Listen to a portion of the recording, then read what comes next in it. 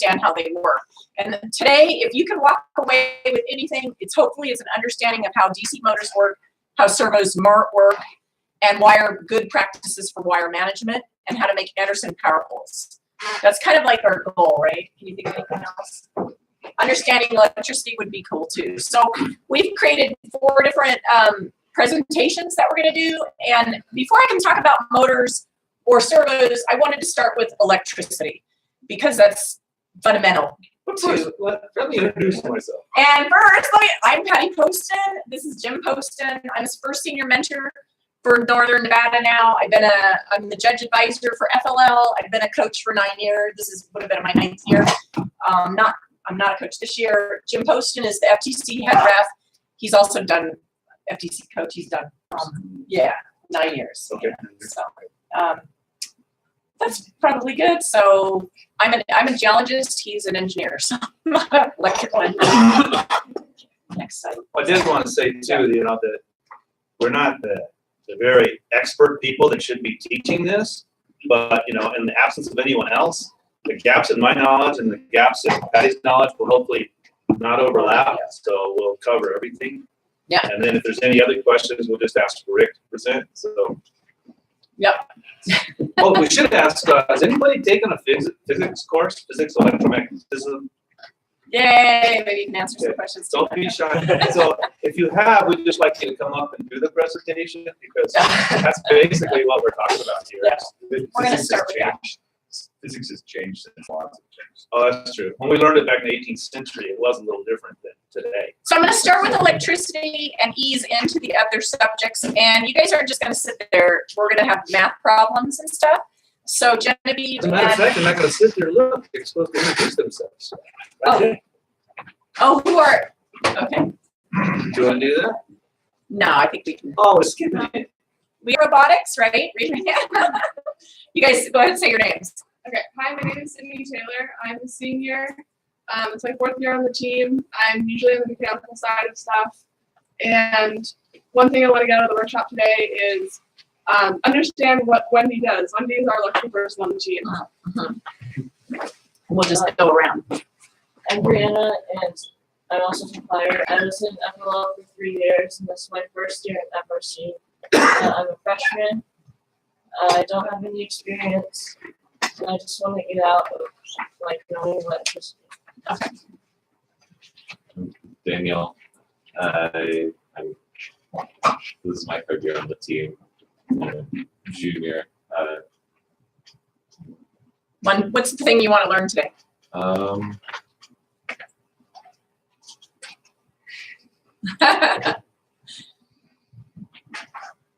Everybody's names. Okay.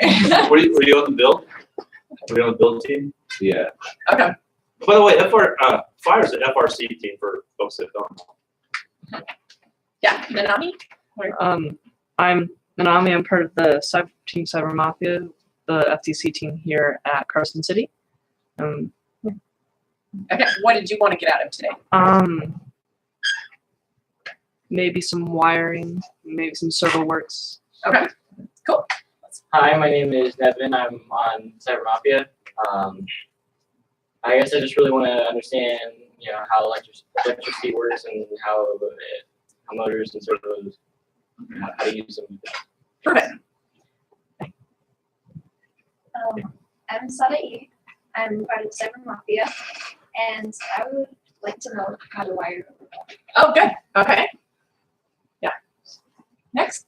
I'm Rick Freeworth. I'm the coach of the 15112 team, who is way back here, and so I'll let them introduce themselves. Cool. And we have Sherry. Oh, Sherry Kelly, coach for Cyber Mafia. Okay. I'm Rachel. I'm FTC team 12112. We were 52 before last year. We changed it into department units. This is our second year, and I'm excited to get some wire management. Okay. My name is Kevin, and I'm on Carbon Linux. And this is my first year doing this, and I want to get out the basis of understanding motors. Excellent. Okay. I'm Robin. This is my second year on the Robotics, and I'm a sophomore. And I didn't really get much field experience last year, so I just kind of learned on motors and work environment. Okay. I was a second year at Carson High School, and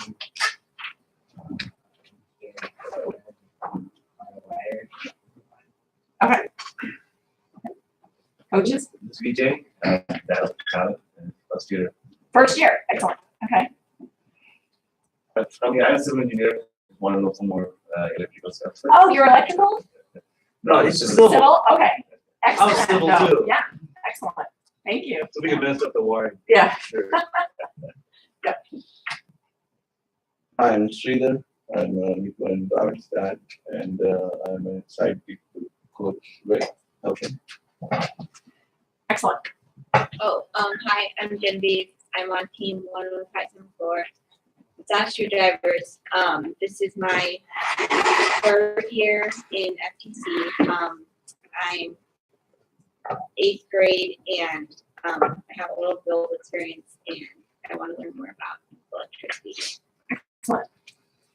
I'm Josh Barham. I'm one of the coaches for Southern Mafia. Okay. And we have somebody new. Andrew? I'm Andreas. I'm with the Cyber Mafia. I've been FTC for 2 years. I'm a sophomore. I have a little bit of build experience, and I want to learn how to wire the robot better. Okay. And were you on Jedi Engineers? No. Okay. All right. Did you get that person over there? Another person? Oh, I did not. Yes. I'm Carrie Thompson. I run Fire Robotics. Okay. Excellent. I think we're going to hit everybody's needs, so that's good. Yes. Yeah, nobody had. So, thinking about this workshop, the first thing we need to do is talk a little bit about electricity. I'm not a physics person, so we're going to try to get you to understand enough so we can talk about motors and servos. So what is electricity? Electricity is the flow of electrons.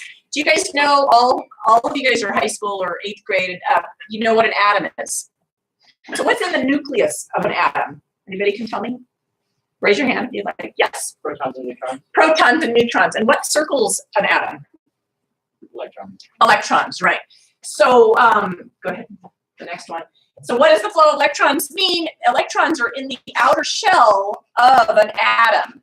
So if I bring up this atom here, it's got 29 protons and 29 electrons. Does anybody know what that is by off chance?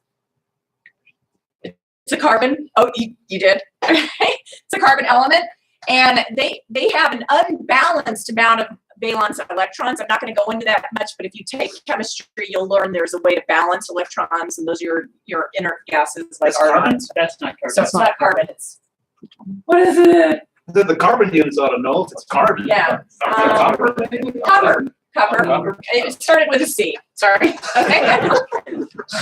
But the valence electrons in the outer shell are not always happy, if we can say that. So the electron in that outer shell wants to move and jump to another atom. And I'm going to show go ahead and click.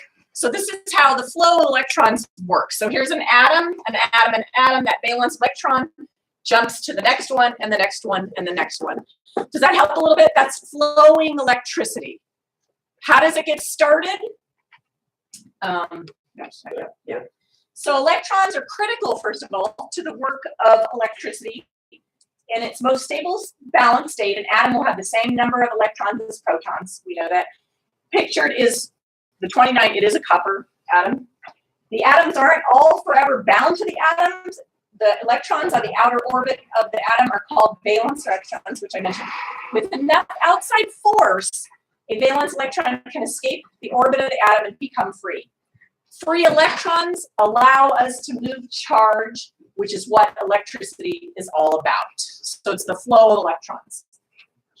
And a new person just came in, laser. Do you have a laser, by the way? He's one of our pilot. Okay, some fire robotics. Go ahead. Does this help? A little bit flowing of electrons. Good. I like that diagram. Batteries are a common energy source, which convert chemical energy to electrical energy. They have two terminals which connect to the rest of the circuit. Go ahead and pick up the other one. One On one terminal, there is an excess of negative charges, and I can't, yeah, negative charges, and then the other side is positive charges. If we connect our wire all the way around here, and like a copper wire all the way around, the flow of electrons will go from negative to positive. But does anybody know what will happen? Thank you. Anybody guess if that's just a battery with a copper wire? Has anybody ever done that? It's kind of fun to do, but be careful if you do it, what will happen? The flow of electrons will continue to move. The wire is going to heat up and it's going to burn out.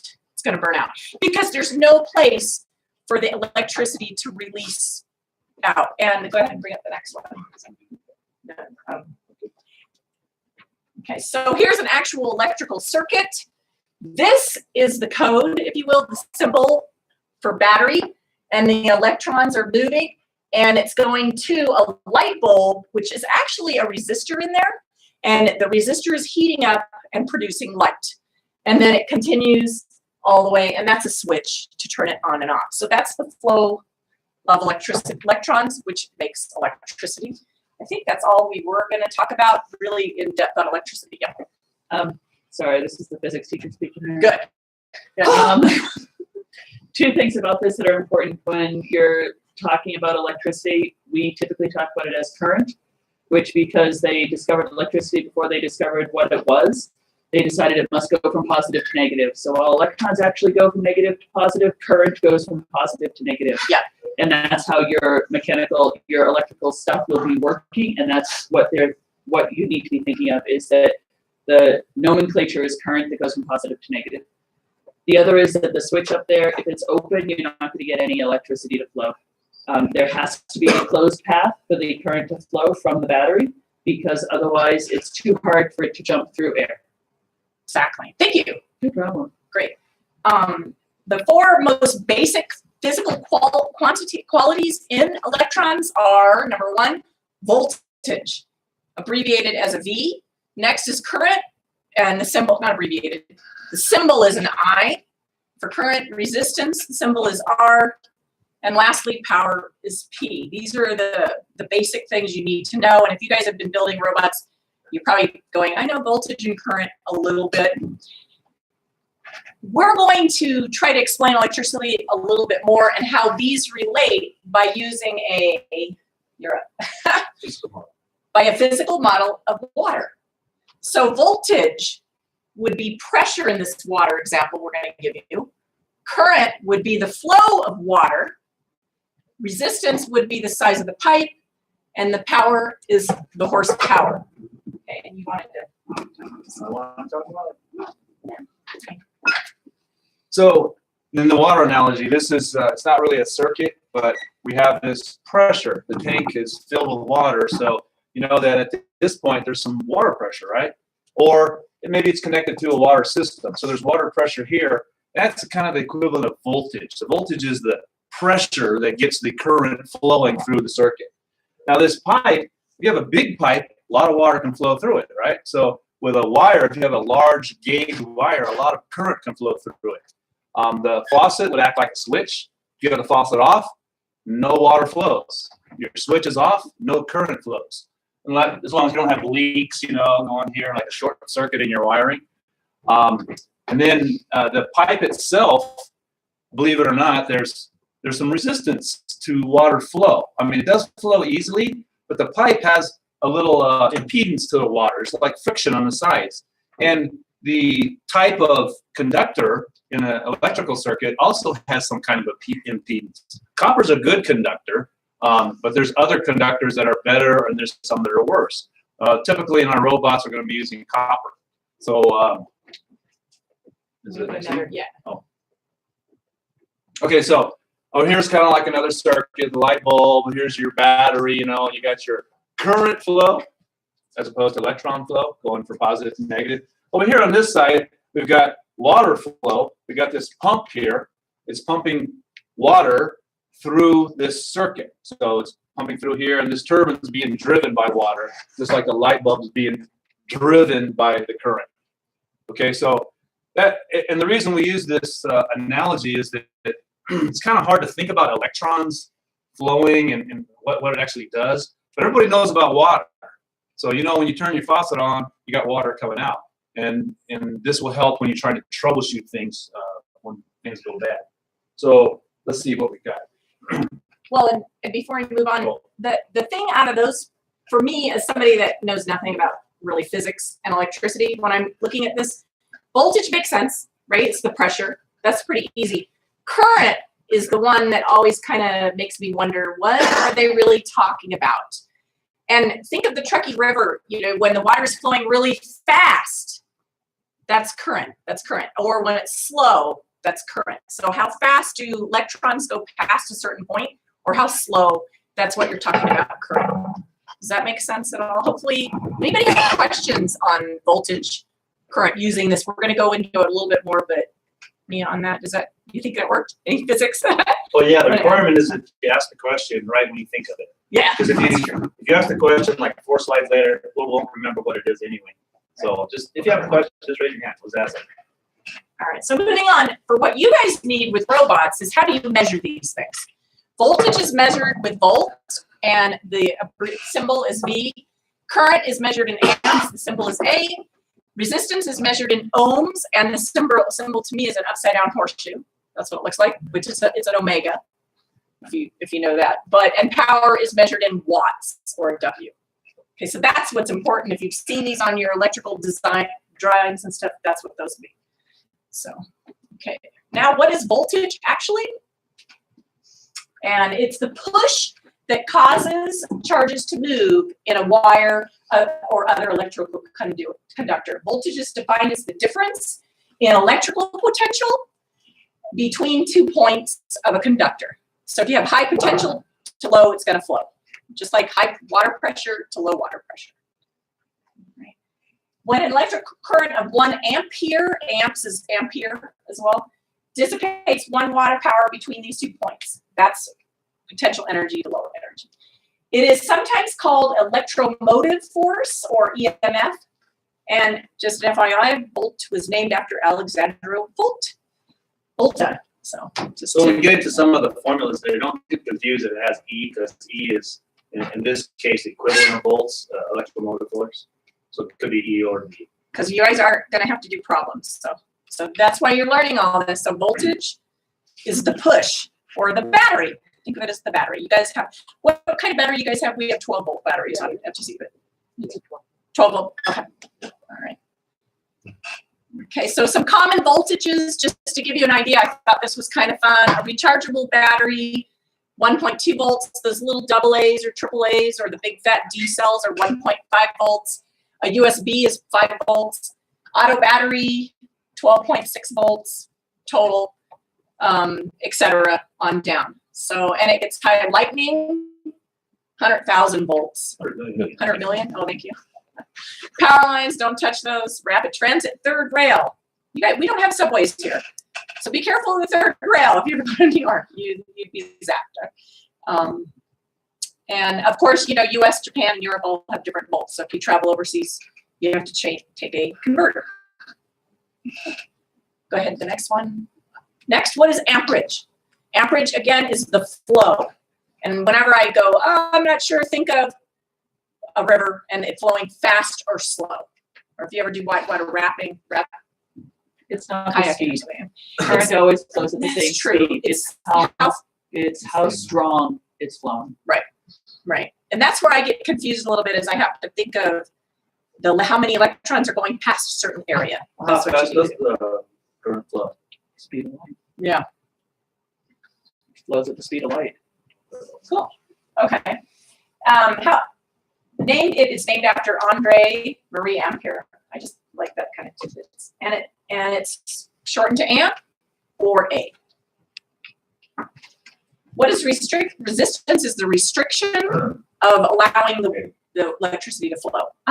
Just on the amp subject. The amp is 1 coulomb per second. Coulomb is the number of electrons, and it's some gazillion, something times 10 to the big number of electrons, and that's a coulomb in the per second. 10 to 18 coulombs. 6.2. 6.2. So it's not, amp is not a base, the end unit is coulomb per second, which is What we're dealing with in our FTC or FRC is going to be amps though, so yeah. I didn't want to, Of but course. thank you. Yeah. Okay. So resistance is resisting that flow. Ohms is defined as an electrical resistance between 2 points of conductor when a constant potential difference of 1 volt applied to these points produces in the conductor a current of 1 ampere. The conductor not being a seat of any electromotive force. Of course, I looked these up. The ohm is named after the German physicist, George Simon Ohm, and we have a little bit of a, again, back to the water analogy. So you have the voltage and the amperage. More is going to go through here, less, and then this is showing you the pipes with the resistance. Okay. All right. Yes. So, you guys talk about a little bit about, how do you create the difference from a higher potential to a lower potential, and so that probably. Oh, going from higher to lower potential. How do you create, like in a 12 volts battery, right? How do you create that differential there so that you always get 12 volts? Like in the case of like this pipe analogy here, so that they can relate, and I can relate actually like the voltage and the amperage. And amperage. So, when you start out with your battery, you've charged it up to 12 volts. And as you're using it, electricity is flowing through your battery and you're getting like the motors to move. So you're losing voltage from your battery and it's going into your motors or your servos or your sensors. So you're losing it. So you're actually draining your battery at that point. And if you need to get back up to 12 volts, you're going to have to charge it back up. Or maybe I'm missing. Do you know what?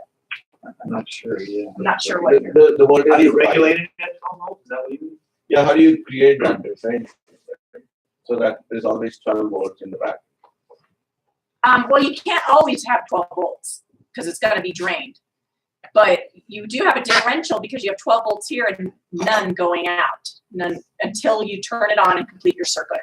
You have to have a complete circuit.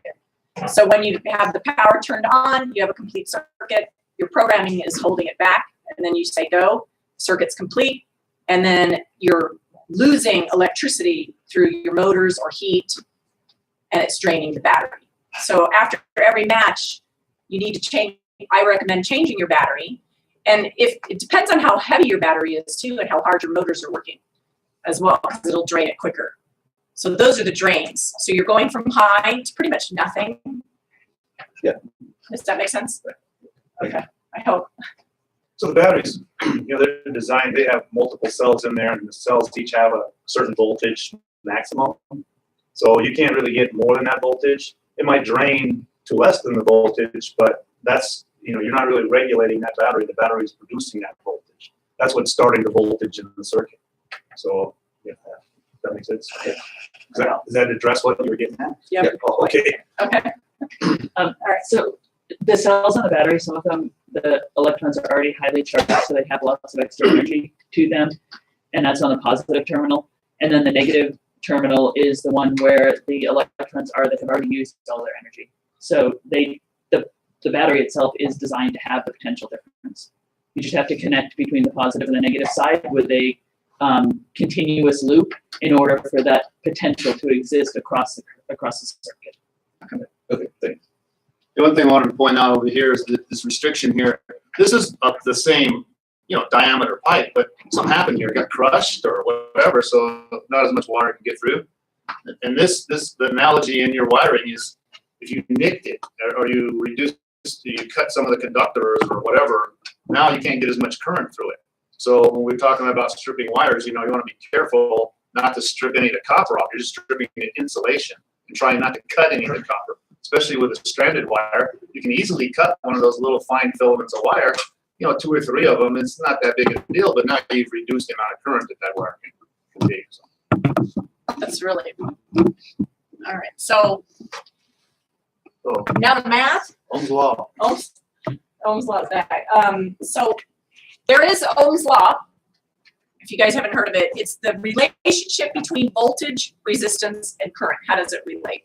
So voltage, think of it, that's your battery, is equal to the current times resistance. And we're going to show a chart on how that relates. Power is equal to current times volts. And if you combine those two together, you get power is equal to current squared times resistance. So, but really I want to show the go ahead. Put the chart? Yeah, the chart. This is the chart that's kind of important. Okay, so voltage, again, sometimes it's referred to as E because of the that force. You have electromotive force. So, I'm sorry, on power, it's not I squared V, it's I squared R. oh, yes. So Yeah, you're right. correct. You're right. Yeah. Okay. Sorry. Thank you. Okay, Correct that real quick. How about that? that looks better.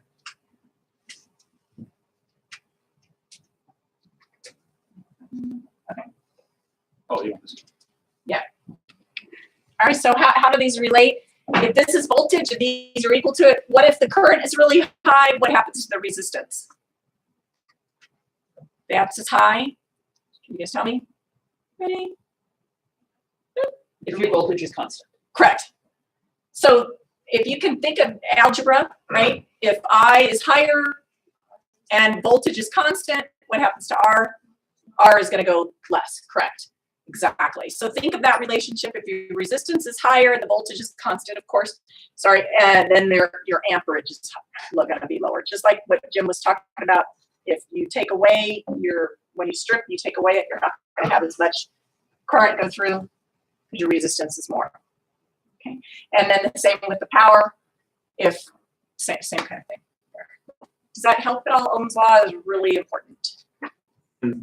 This chart, the reason I make it in like a chart like this is so you don't really need to do this formula thing. If you want current, you can take volts, just take current here, volts divided by the resistance. If you want volts, it's current times resistance. If you want current, you just take the volts. I mean, if you want resistance, volts divided by current.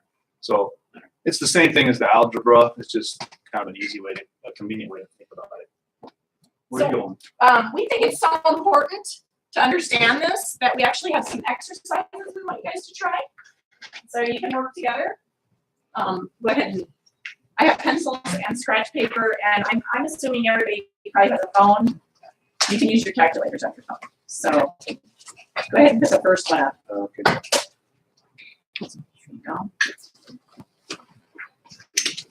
So a light bulb has a resistance of 5 ohms and a maximum current of 10. These are, you could probably do these in your head actually, but I'm going to get these out. I think the designs do them in the head. Yeah. How much voltage can be applied? Thank you. In fact, if you want to do it in your head, anybody know the answer? So resistance of 5 ohms and a maximum current of 10. What's your voltage? No mentors or coaches can answer. Yes. 50. You guys agree? That one's easy. Keep the paper though for later. It's really hard. What current flows through a hairdryer plugged into a 120 volt circuit if it has a resistance of 20? Somebody different?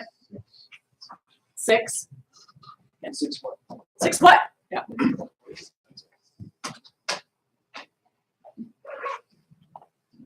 6 what current? Yep. 6 amps. Thank you. Good. Okay.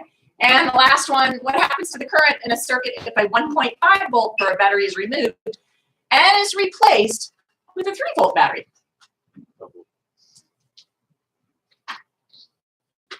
Who said that? Good. Yeah.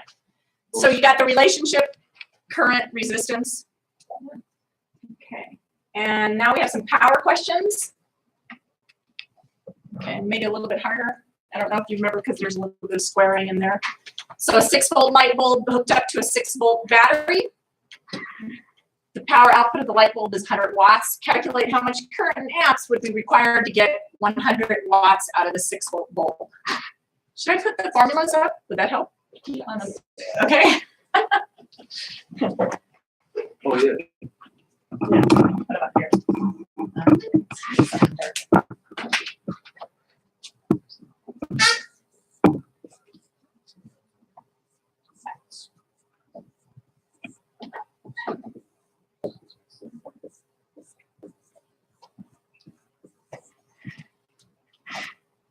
say, right, can you read that? I don't know, because you don't not know, these are your amps. It's not called loss. So you can, no, what you put down is all the units, so that's fine, but above you put voltage, so you need to change that. Oh, okay. Sorry. Thank you. Be consistent. Yeah. Or voltage, Amps. thank you. Okay, does that help? All right, anybody know the next one? Answer? I have to look. You might need the calculator on that one.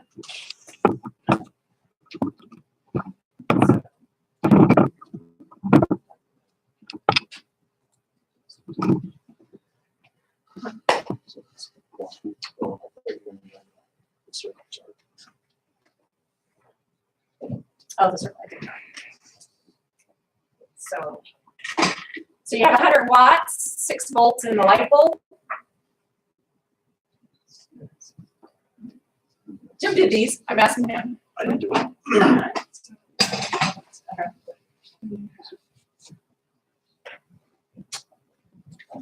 All right, I'll give you guys a second. Figure it out.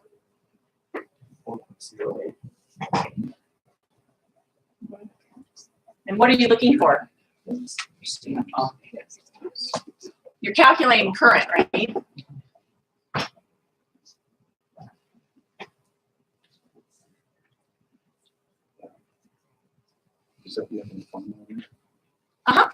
Yeah.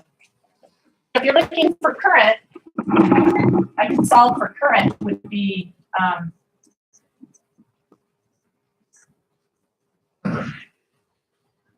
P divided by R square root. You can also just say P is equal to V, VI.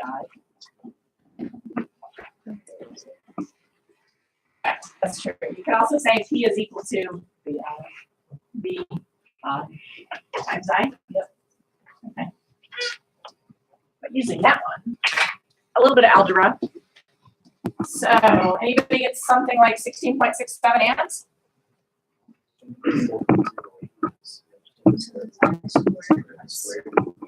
100 divided by 6, square root of that? No, it's No. 106 because you already have 6 in the B. So then it's just Oh, right. 100 over B, which is 16. Okay. The powers is volts times the amps. You're not going to take the square root because in the formula with the square root, that's an R, that's the resistance, and you're not given the resistance, you're only given the voltage. Right. So I you can't given you use the the other, I squared R formula, you have to use the version of it as VI. the previous one before we solved. So let me do that. Sorry about that. Should have looked at this before. So there's the other one. So we actually put this into this one and solved for here. Is what we did. But you can also use this one. Watts.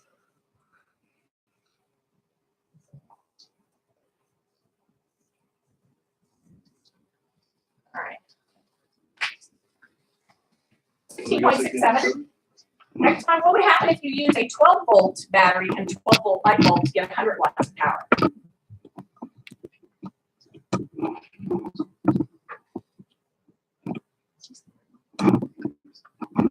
Instead. So what's the change there?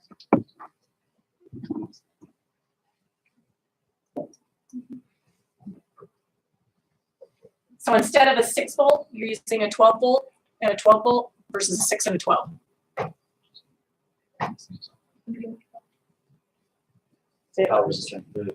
Power is the same. So we went from 6 to 12 to 12 to 12. So it would just half it. Okay. Okay. Any questions on that? I guess you could plug it into your map. These are the things you might need when you're wiring up ohms, but we're going to talk about sensors and torque a little bit later. Servers and torque. Okay.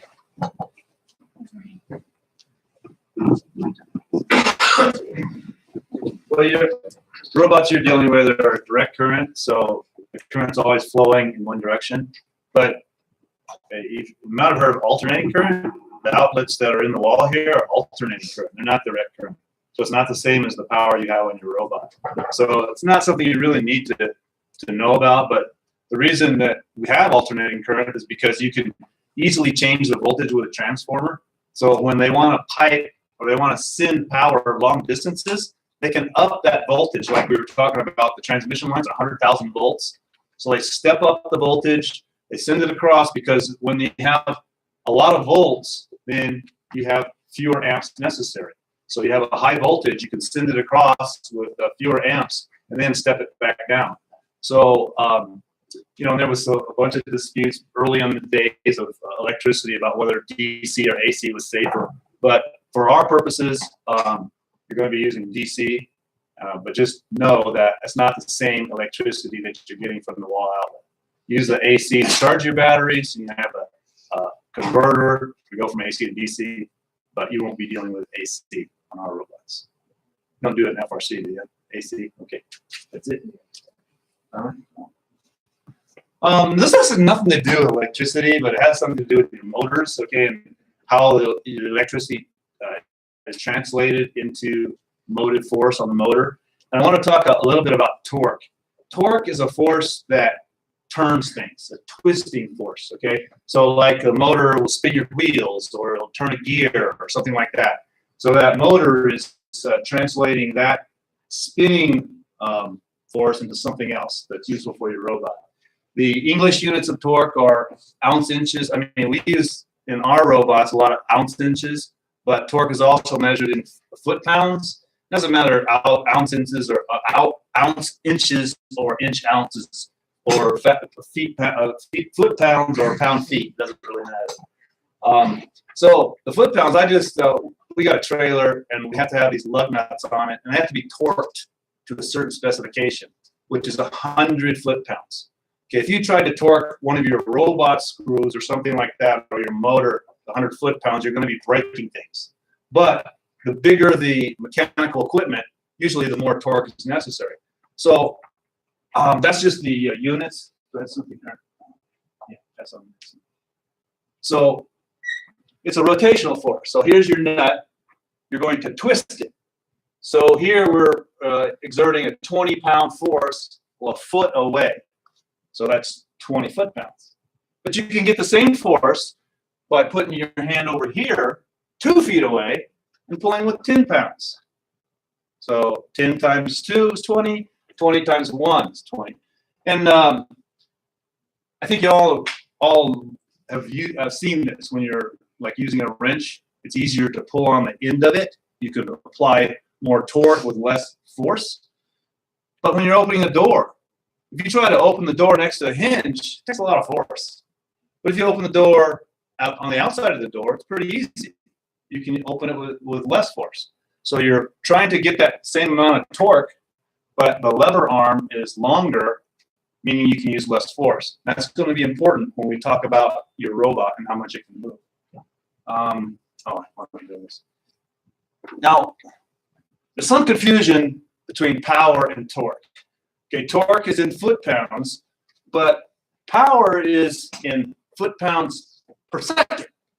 So if you take, this is what 1 horsepower is. You've heard of horsepower, like in cars. 1 horsepower is taking 33,000 foot-pounds in a minute. So 330 pounds, lifting it 100 feet over a minute, that's 1 horsepower. But the torque is the instantaneous amount of twisting force. So if you apply that torque over a period of time, you get power, but the amount of torque is an instantaneous measurement. So there's a confusion, like if we were taking your robot, say it weighs 40 pounds, you want to lift it 1 foot. That is not a torque measurement. That's going to be a horsepower measurement, okay? You'll use your motor and the torque of the motor to lift that robot, but that's not how you're going to calculate the torque necessary. And we'll get into how you actually calculate the torque. So, okay, oh yeah, it's an example. So give me another one. Okay, so I'm going to have to draw, I guess. So here's your motor here, okay? And you're going to lift, let's say this is a stationary motor, you're gonna lift this weight here. And what is the weight? 40 pounds. And we've got a pulley of 3 inches, okay? So let's connect it to this weight. And this is 3 inches across. So can you see that? So our motor is going to turn this thing. It's going to turn it this way. The weight's going to go up. So we've got a force of 40 pounds we have to lift, but it's on this rate. Why did I pick 3 inches? No. Oh, I think you meant 3 feet. No, it is 3 inches. Actually, what I wanted to do was a 6-inch pulley. I'll show you why in a second. So this is the center of rotation here to your motor axle, okay? This is 3 inches radius. So this is your lever arm. So it's twisting here, and it's 3 inches away. This force is 3 inches away. So now we have 40 times 3 inch-pounds of force necessary to lift that. If your motor can generate that much, that's great. If not, you're in trouble. If we converted this to a quarter of a foot, so 3 inches equals a quarter of a foot. Now we multiply it times the 40 pounds. Now we have 10 foot-pounds we need. Okay, does that make sense? Everybody see where I got that? So if your motor can generate 10 foot-pounds, or if you're cranking it manually, if you can generate 10 foot-pounds, you're going to be able to lift it. If you can't generate 10 foot-pounds, you're not going to be able to lift it. Okay? So is that what we're getting at? Yeah, that's important, especially this year, because you guys are all raising your robots. So we were gonna kind of work on this a little bit more. So the important thing, though, is the distance that the force is being applied from the center of rotation. Okay, this is a mistake. Your pulleys are generally measured by diameter, but your lifting force is the edge to the center. Okay, so this is actually a 6-inch pulley. That should be a 6-inch pulley there, which will be a 3-inch radius. Okay, does everybody see how we got that? It's going to be important with another exercise here later. Do you guys understand why it's made it 6? Yeah? Okay. Questions on that? That was the easy part. Okay, now are they doing this one? Oh, I guess so. No, that's gonna. Okay. There's also some tricks to this one. So this is a FTC issue this year. Those gold minerals, the little cubes, they weigh what do they weigh? 2 ounces. You can only possess 2 of them. So this is an example of you're going to lift those 2 minerals with an arm. Now we're going to lift it from the edge like this. The motor is going to be here. Here's our arm with a bucket or something with 2 cubes in it. Now the motor has to lift the minerals, right? Which is 4 ounces. Pretty easy. But the arm weighs something too, right? I mean, there's some weight to it. Hopefully it's lighter, but there's weight. We're going to assume this 6-inch arm it weighs what? 12 ounces. And this is 2 times 2 ounces. Okay, so it's clear, you know, within some error that this is at the end of the arm. Okay, so you're lifting 4 ounces at 6 inches distance. So how much torque do you have to how much torque do you need just to do that? 4 ounces at 6 inches. Feel free to use your papers.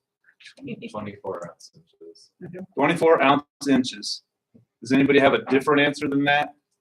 I'll take it. 24 ounce inches. Okay, that's to lift the minerals. How much does it take to lift the arm? The arm weighs 12 ounces. It's 6 inches long. So tell me how much torque I need to lift the arm.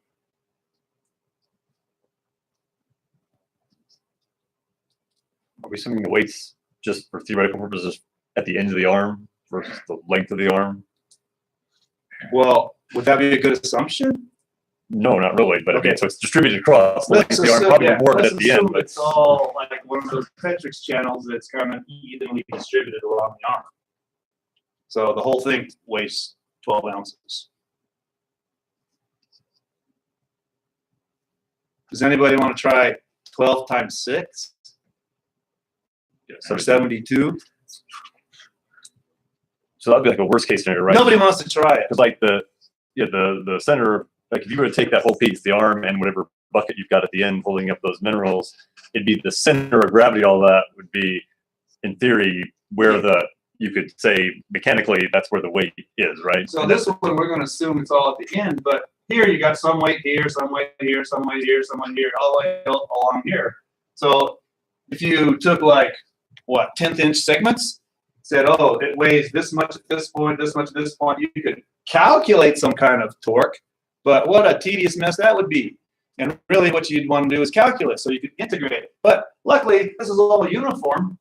If it's all uniform, we could assume that the entire weight is half weight. Okay, so it's at 3 inches.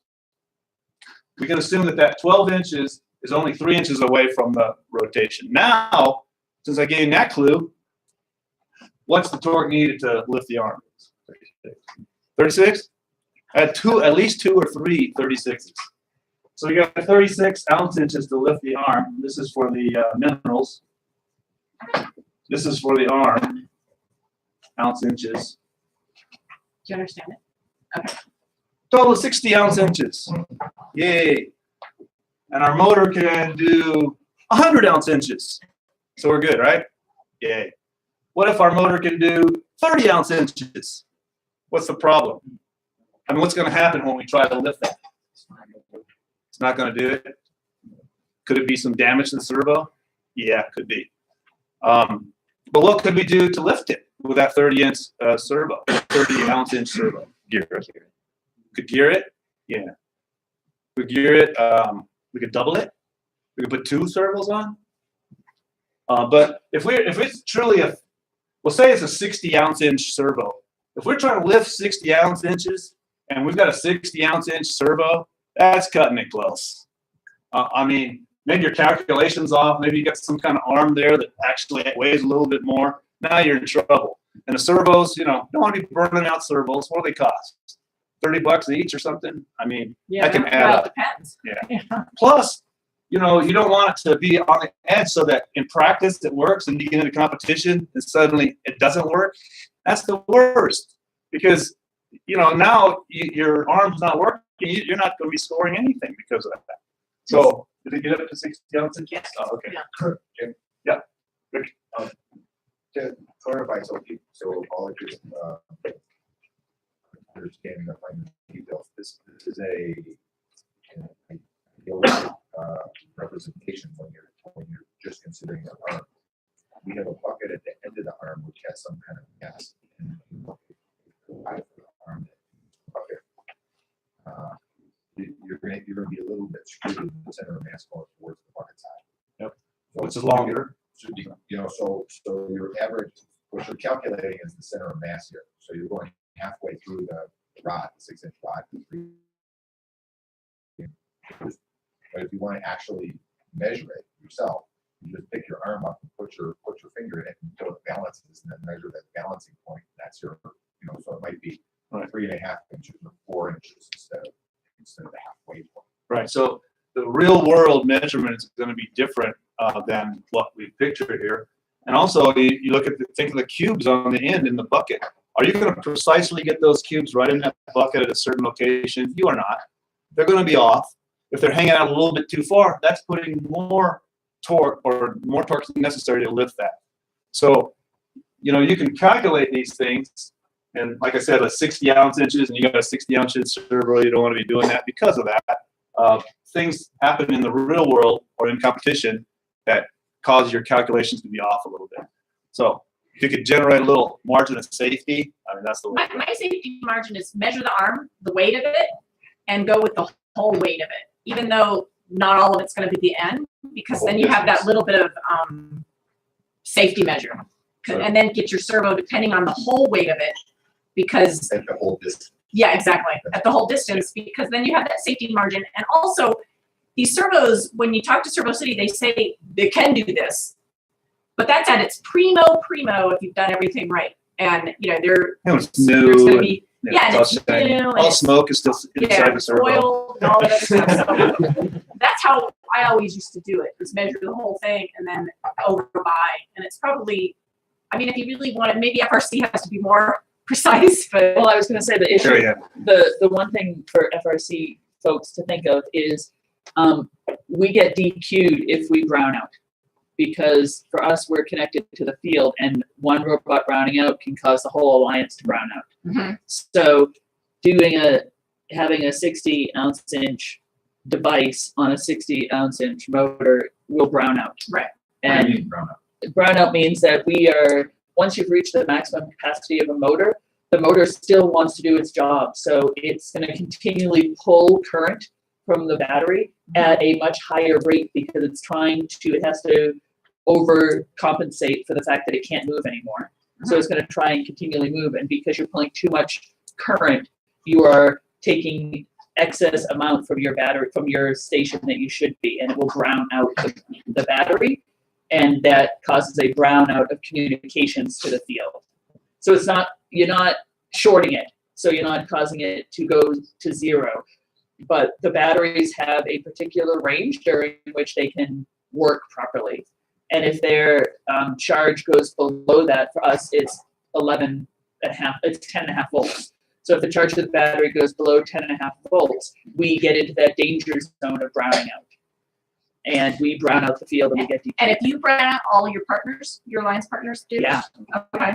And you know, she's bringing up a point too, is if her battery goes below 10, your communications are going to zero. And in FTC, you need to watch that as well. If I would never, ever put a battery that's lower than 12 volts on my you know, on our robot. Because you guys, when we charge it, have you guys noticed that it actually goes to 14 volts when you charge it? There's a reason for it. Jim knows that, but we always have a battery on there at 14 volts. We put it on, and then we also have a spreadsheet that after we're done with the round, right? We have a nice spreadsheet that says what is it after. And Genevieve's our battery voltmeter expert, so she checks the battery before and after. And if it's even lower than 13, we don't use it. You know, But this is as you're trying to run that. It would be a temporary brownout. Yeah, So and the then it reason would go why back out again. is because if you're driving even FTC and your battery goes low enough, you're going to lose communications on your rev or your mono robotics too. Same thing's going to happen in FTC if you go down too low. If you guys didn't know that, if your batteries are too low, you're going to lose communications. So you got to keep that battery up, fully charged. I recommend at least 3 batteries. 1 in the charger, one fully charged on the robot, and 1, you know, ready to go. If in a perfect world, have 2 chargers and 4 batteries, because I think we have 6, and we also label them, and we check the current on all the time when we're testing. But she digresses. But I digress. Back to comics. Sorry. I just wanted to mention, just because you've got another syllable in the, if you're taking physics and you have to draw these diagrams, you know, and you have forces on it, I'll draw some forces. And a force here, and you get your force here. That's a free body diagram, okay? That's the term for it. I just love that name. I don't know why. It's a free body diagram. Okay? There. That's on the test too, by the way. Is this Those now, later? Oh, I did have nice agendas for everybody. Yeah, this was just the pre stuff. Yeah, You know, this now we're is- getting to the real This stuff. is the electricity stuff. Sorry, I apologize. Hopefully we got it pretty good for you guys. Now we're gonna get into the real stuff. Well, yeah. But stand up, feel free. So your certificate does not prove you, does not allow you to become an electrician anywhere, okay? No, You're getting no. basic information, so you kind of know what's happening. That's it. We're gonna get into motors. We're gonna quickly walk around. We got a 1-minute break, and we're gonna start on motors. Are we on? Yeah. Okay. There's water up here, and thanks to Josh, we made some amazing cookies. I've never made cookies that are this perfect. Look, they're actually perfect circles Those homemade. those are purchased. They're just perfect. Those are bought from a store. He put them in his own box. That is just amazing. Oh, he's sitting back there. Oh, okay. Those are really good. I'm astonished that you made these. It's just like, whoa. So, and there's some water, cider mafia. Thank you, hosted. Yeah. And I don't know if you had the agenda before, we were gonna do servos, but servos are louder. Help yourself with some water. FTC people, take some pictures. Yeah. Okay, I struggled through that one. Okay, hopefully, anybody viewing, do you know anybody's? They're all in the same area. Okay, good, because they missed the whole page part.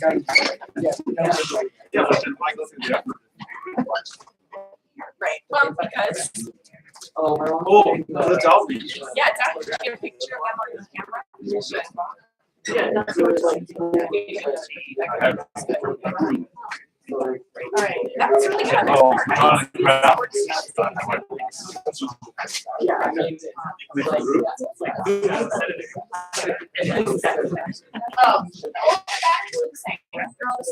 it's mostly just like a historical tour, but they do it like this time of year. Oh, it just as hard as well. Well, I mean, it is kind of.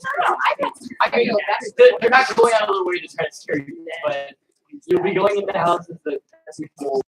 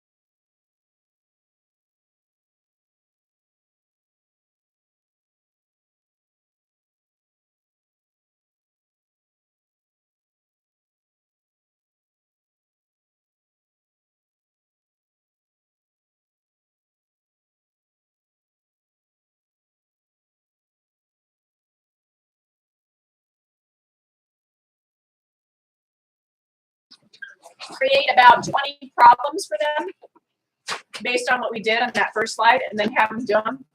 And as a teacher, because it makes sense now, but for me, if I don't use it, I lose it. So it'd be great to have something like you can email them or something, do these for practice. The winner that gets them all right wins a candy bar or something. I don't know. Before they segue to the next thing, I just wanted to show you something else. When you guys have taken math class, they throw out the idea of infinity, right?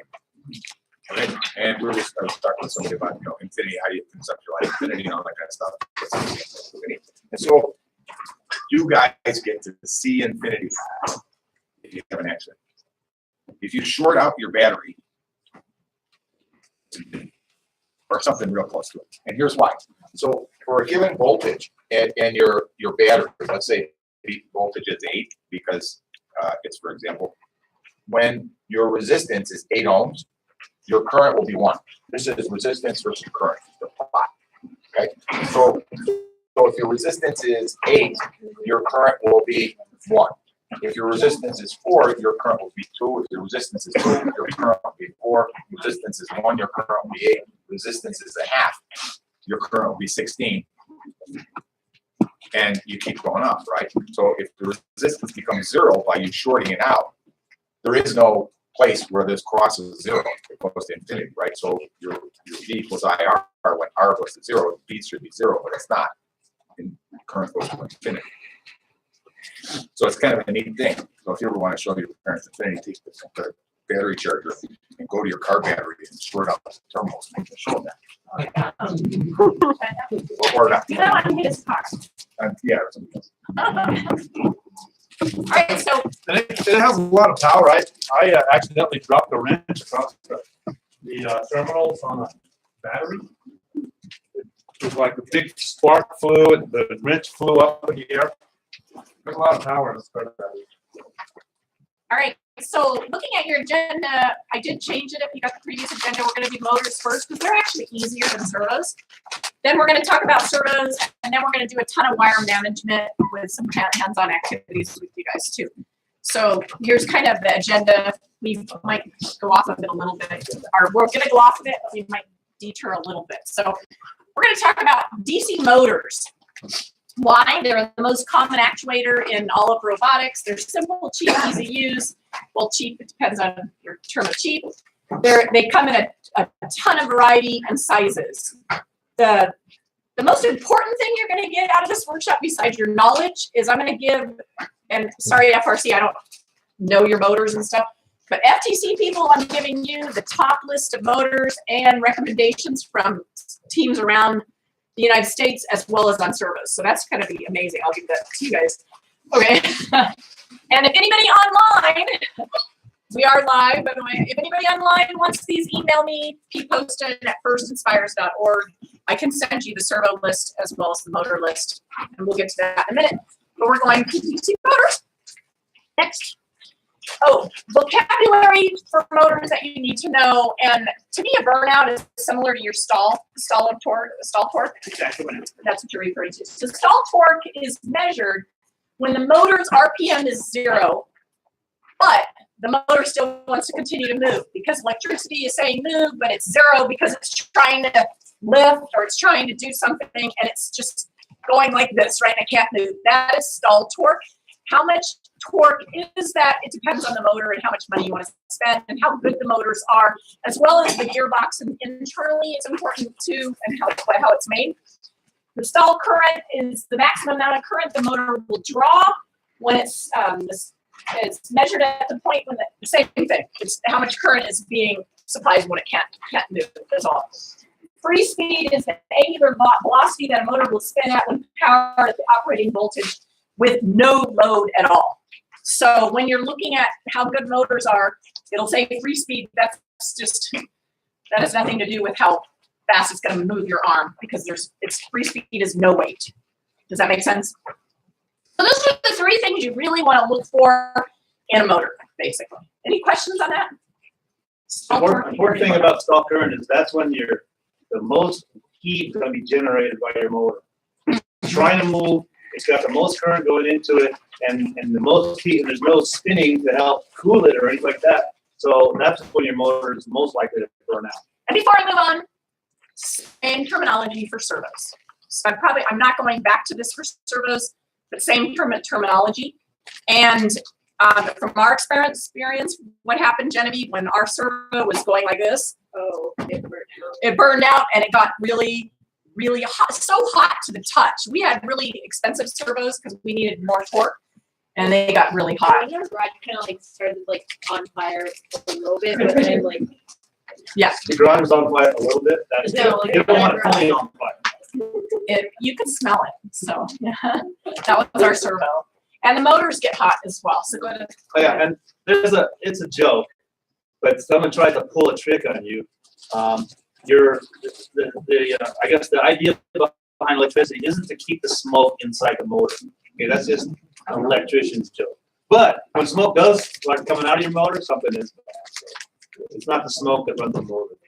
What the principles of operation is, a DC motor converts electrical energy into mechanical energy. And I asked Nanami for a motor here. Well, I'm going to use this because, of course, I can't see it to reconnect it. Pretend like that's connected. On the motors, there's 2 wires. Do you guys know what these are? You should all know what these are at this point, right? Wires. Phantom or carbon units. What are the wires for? Genevieve? Oh, Genevieve, be proud. There's 2, and they're connected with the Anderson power pole at the end here. What does black usually refer to? Yes. oh, I was gonna say that it's usually connected to the main power supply. Yes. Oh, that's a real quick question. Are you guys you're using Rev, right? Are you guys using Rev? And are you guys all, okay, so I won't talk about modern robotics. Thank goodness we're finally moving all over. But there's 2 wires you guys probably know. Fire robotics, right? The two wires are what's important and will control the motor. The black is ground, red is power. We're gonna show a video here in a minute on how these actually work, but bottom line is the red, power. You're either full on or at some percentage of power. That's how motors work. They spin the little gear here, and this has another gear on it, but they spin the actuator here, they go around a certain speed depending on what you bought and a certain torque. That's how all they work. So when you're programming motors, you can do the percentage of power, but you can't say stop here, stop there, stop here. That's why you use servos. Servos, you can have them stopping at certain areas. You can program them to do certain specific items, but again, they're wimpier. They don't have as good of torque. Does that make sense? And the ground, why do you need a ground? To complete the circuit? Correct. You need a ground to complete the circuits. Motors are also magnetic, and we're going to show that why. So if I had a metal here, it's great to use these FTC people to pick up little parts, you know, or if you're missing a screw, look on your motor, it's probably stuck on it. Okay, so that's the basic principle of the motor, pretty easy. Is it useful to pick up your flash drives and stuff too? No. Oh, I should have answered, but can you pick up a flash drive? Because it's metal, you probably could, but what might happen? Yeah, you might wipe your information. Good. All right, next slide, and then we're gonna do how to basis. I found a better video than a motor that I was building, so we're gonna actually, it's a bit long, but I thought this video was awesome on showing how motors really work. Some at the beginning is a little bit simple, and I might turn this off because it might even be better. So, You want this one? Yeah.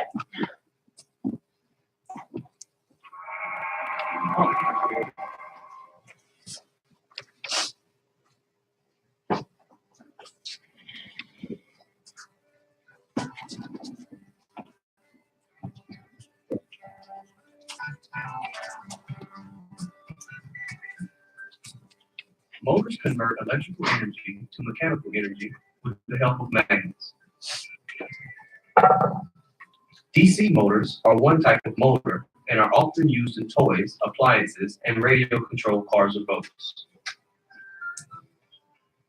In this simple motor, powered by a battery, the electrical current and magnetic fields make the motor's armature or rotor rotate continuously. To understand this better, we'll look closely at these forces and how they interact. First, we activate this circuit. While electrons actually run from negative to positive, the convention is to think of electricity going from positive to negative. So that's how we show it here. The charged particles in the electrical current create a magnetic field around them as they move, as shown by these blue arrows. Because the copper coil, that is the armature, is part of the circuit, the current also creates a magnetic field around the coil. By passing current through this coil, we've turned it into an electromagnet. As you can see, from the way the magnetic field lines in the coil converge, this electromagnet has a north and a south pole, just like a permanent magnet. The electromagnet's field is represented here by a bar magnet. This isn't much of a motor yet, though. An important piece, an external magnetic field, is missing. In our demonstration, this horseshoe magnet will provide that field, as shown by these blue lines. We position the horseshoe magnet so that the rotor is right in the middle of the magnet's field. Let's power the circuit again and watch in slow motion what happens between the poles of that magnet. As soon as that current, represented by the red arrows, starts running through the armature, a magnetic field forms around it. Stopping the action for a moment to take a closer look, we see that the field around the coil opposes the field of the horseshoe magnet. Using this bar magnet again to represent the field of the coil, we see here that the horseshoe's magnet's north pole is attracting the south pole of the electromagnet in the armature. In fact, these two magnetic fields oppose or attract each other at several points. Let's talk about how the design of a DC motor leverages these two forces into a machine that can do endless types of work. The current that runs into the armature passes first through one of these graphite brushes, then through one of the two semicircles that make up what is called a commutator, which is a rotary electrical switch made of copper and featuring two gaps. The cleverly designed commutator is key to making the DC motor work. To see why, we'll temporarily replace it with this copper ring, which has no gaps. The bar magnet, again, represents the magnetic field generated in the coil. As you see, this is still not much of a motor. The interacting magnetic field causes the armature to move, but only to the point when their fields align north to south. And there they stayed, opposite attracting opposite, two magnets stuck together. Let's return the real commutator to its rightful place and see what happens now. Notice how one half of the commutator connects to one arm of the armature, while the other half connects to the other arm. The current enters the first arm, making the coil spin. But this time, just as the commutator reaches the halfway point of its first cycle, a brush reaches the first gap. After jumping that gap and making contact with the other half of the commutator, it sends current through the other arm of the armature. As a result, current is sent through the coil in the opposite direction. This reverses the polarity of the electromagnet created by the powered armature. So once again, opposites attract, likes repel, and the armature turns another half rotation. As explained by Fleming's left-hand rule, the interaction of the magnetic fields will keep the rotor spinning and spinning for as long as there is current.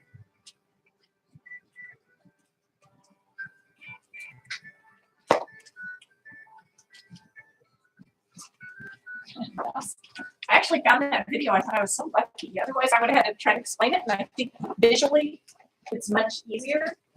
And then much easier to understand using that. They stayed opposite attracting opposite. Oh, you're just up there because of that. Yeah. Well, no, who's her electrical person? I have never heard of Fleming? Yes. Yeah, you're talking about the current flow and stuff, and you're looking at the magnetic field. You got this left-hand rule where if you follow the current now, not the electron flow, put your thumb in the direction of the flow, your fingers curl around to how the field is created. Okay, if you're doing the electron flow, it's the right-hand rule, but for Fleming's rule, it's the left-hand rule. So then, if you got a wire going this way, you got this field going that way. If it's coming back this way, the field's going the other way. So then you can see if it's going to repel or attract. And we actually, I was in the traffic signal business, so we have vehicle detector loops, and that we use that field the same way to detect vehicles. I want to point out that in a real motor, it doesn't have this funky little loop thing. It's got a bunch of turns. There's a bunch of wires in there because they want to make the thing a lot more powerful and smaller. And the problem is that because you have a bunch of turns, if those wires touch, then what's going to happen to the current? It's going to go right across those wires. You want the current to go through the loop and not across the loop. So they have these fine wires that have just a really thin insulation on it, so that it doesn't doesn't jump across. Kind of like these. Yeah, maybe even smaller. But when you look at it, when you look at the motor, you see all these turns of wire, and you think, oh, it's not even insulated, so it must be a short circuit. But it really is insulated. It's just very thin. So what happens is when your motor goes stall and it gets hot, it generates heat, that insulation is melted off. Now you do have a short circuit, and then the smoke escapes, and then your motor doesn't work anymore. So that's, when you talk about a motor burning out, that's what actually happens, is the insulation on this coil of wire melts, and then, you can smell it. And can some of it melt and it still work? It might work partially, because if you create a partial short circuit, the thing might work a little bit, but then it's not going to be as effective. So sometimes you get a motor that maybe you approach stall a couple times, maybe you melted a little bit of insulation off, so part of the coil is working, part isn't, maybe 80% or something, but suddenly now you can't generate the power that you used to be able to because you don't have that full loop working for you. That's it. Huh? Oh, gotta go back over here. Yeah. Oh, look, it's the right-hand rule, or Fleming's left-hand rule. So you stick your thumb in the direction of the field, and if you're talking about current, it's the left-hand rule. But anyway, the direction of the current, and then your curl of your fingers tells you which way the field is going. Have you guys ever made an electromagnet in school? Where you take wire and you wrap it around a nail, and then you apply electricity to it, and then it makes a magnet, right? Yes. Yeah, those are fun. So the whole point of that video was you have an electromagnet that you apply electricity to it, but you also have another magnet opposite it, and that's how they work, basically. So that's why it's a magnet. Your motors as well. And if you actually, I mean, you can make a little motor, with a bunch of turns and a little, but it's kind of crude. Right. It has no power. Like this one. So then you think, after you run one, it's freaking amazing that they make these little tiny motors with such power for that cheap, really. Next. Oh. What's me? Yep. No, this isn't me. Next. Why use DC motors? Yeah. Oh. I think we kind of talked about it because why use those over servos, basically, is what I'm getting at here. And because motors have higher torque than servos, as well as you can regulate the speed. But why would you use a servo? Less torque. So why not just use motors the whole time? Anybody? Why would you use a servo over a motor? We're going to get to servos later, but yes. Servos are also a lot smaller and they weigh a lot less. Yeah, that's true. And yeah, you can program the servo to go to a certain position, and we need that indefinitely in robotics. Yeah. But also on motors, you can use encoders that know where you are. So like That's true. The position element for servos is important, but I would say it's mostly just because they're a lot smaller and you can just do little simple small maneuvers with them. Yeah, you can use the encoders, but I after we use encoders on our wheels to go to certain positions on it, but we're also limited on how many motors we can have on our robot. I think you guys are unlimited, right? No. You're limited on amps. Oh. So you're limited on amps though, probably, right? So we are limited, we only have 8 motors. That's it. 4 for the drivetrain is what usually you do, and then lifting mechanism, eventually you run out. So we use servos for small things that you have to do on your robot, and you don't need a motor for that situation. It's going to draw more power anyways, and you can, PID control is good. But I think servos is easier to program in my experience. I don't know. It's an issue of size differences between. That's it? Okay. All right. Servos can't do much on our side. Okay. For us, they can. So that's why we use it a lot. Well, also the DC motors with the encoder, you can get location, but not as precision as a servo could. On our robots, we don't really need to be that precise. But if you really wanted to be precise, you'd want to use a servo over a DC motor. Like if you're doing precision like robotic operation, hard operation, you want to be extremely precise in that situation. A DC motor with encoder would give you pretty good accuracy, but not as accurate as a pulse width modulation on a servo. So you guys don't use servos at all? Just a little, like for moving a trap door or something. Right. Yeah, something really lightweight. Yeah. Right. Yeah, and that's what we kind of do. Like this year, I would probably use the servo to put the team marker down.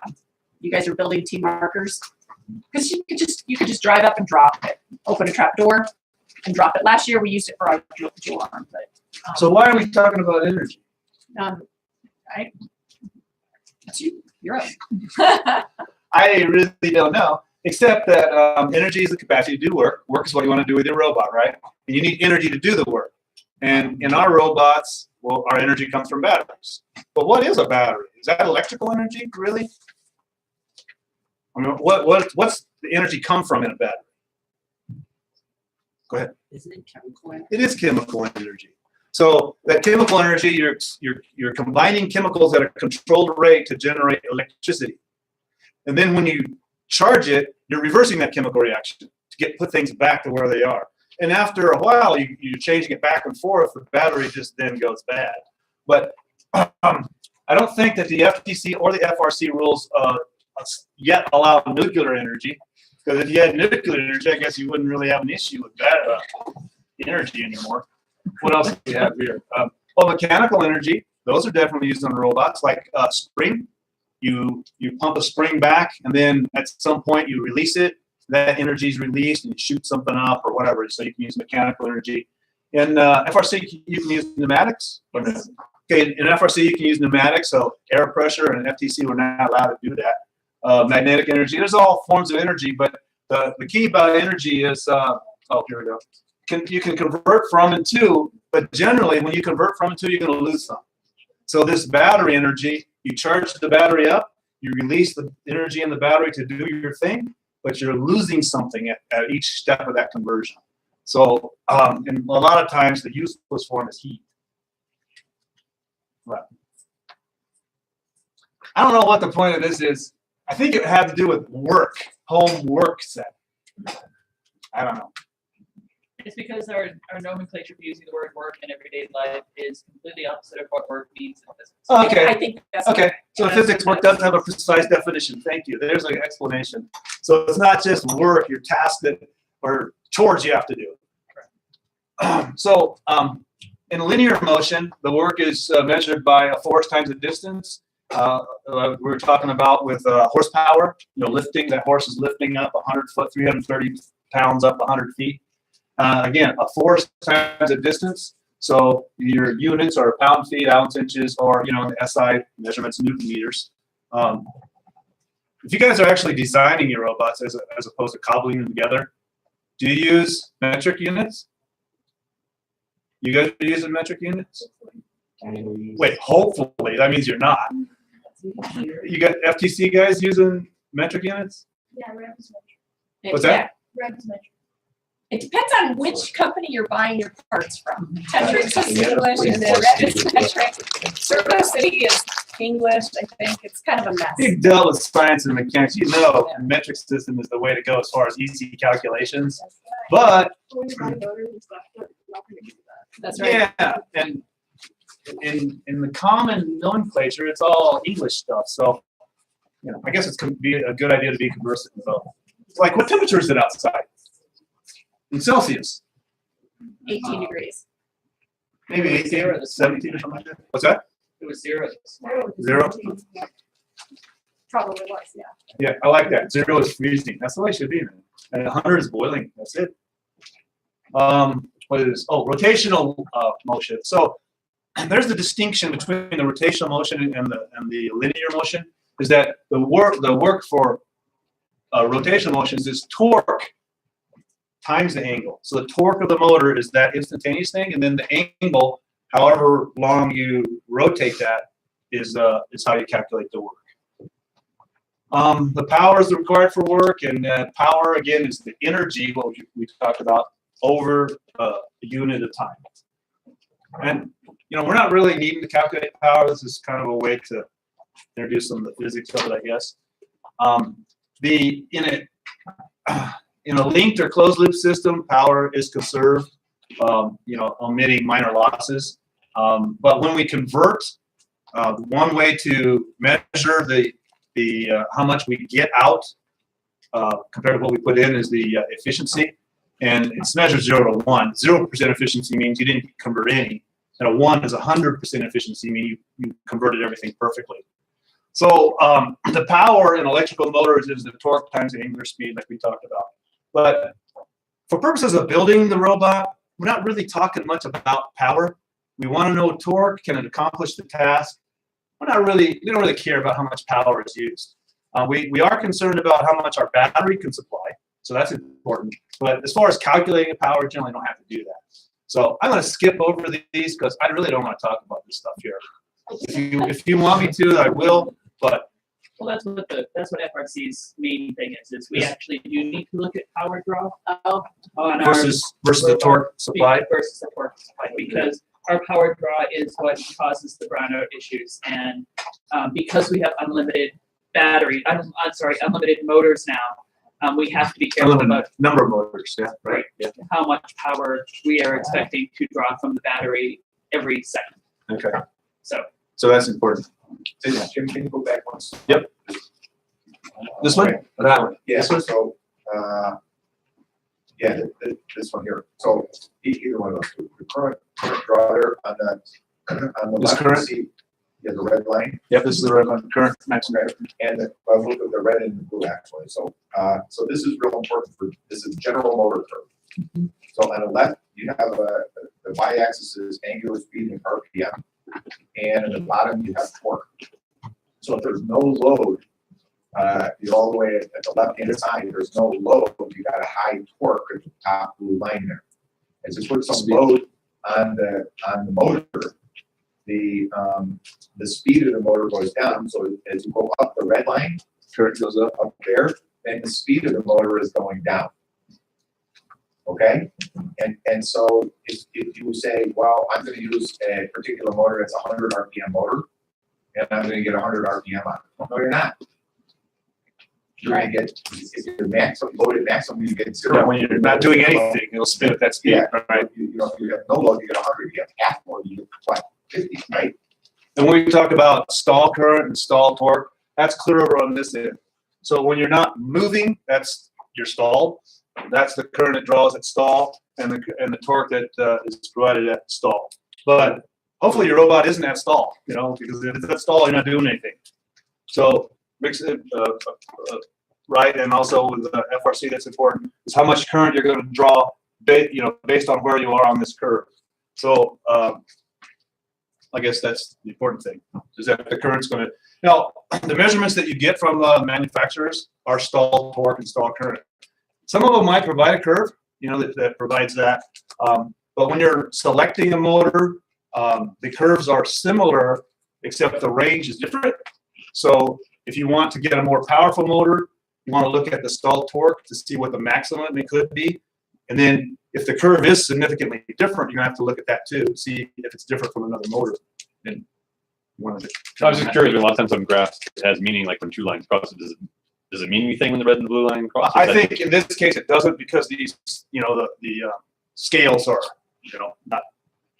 Do you think we can interpret from that graph about like what would be, let's say, best use of a given motor? Like Well, trying through, saying this is a safe zone, this is the, this is where you don't want to go. If you combine these, you get this power curve though.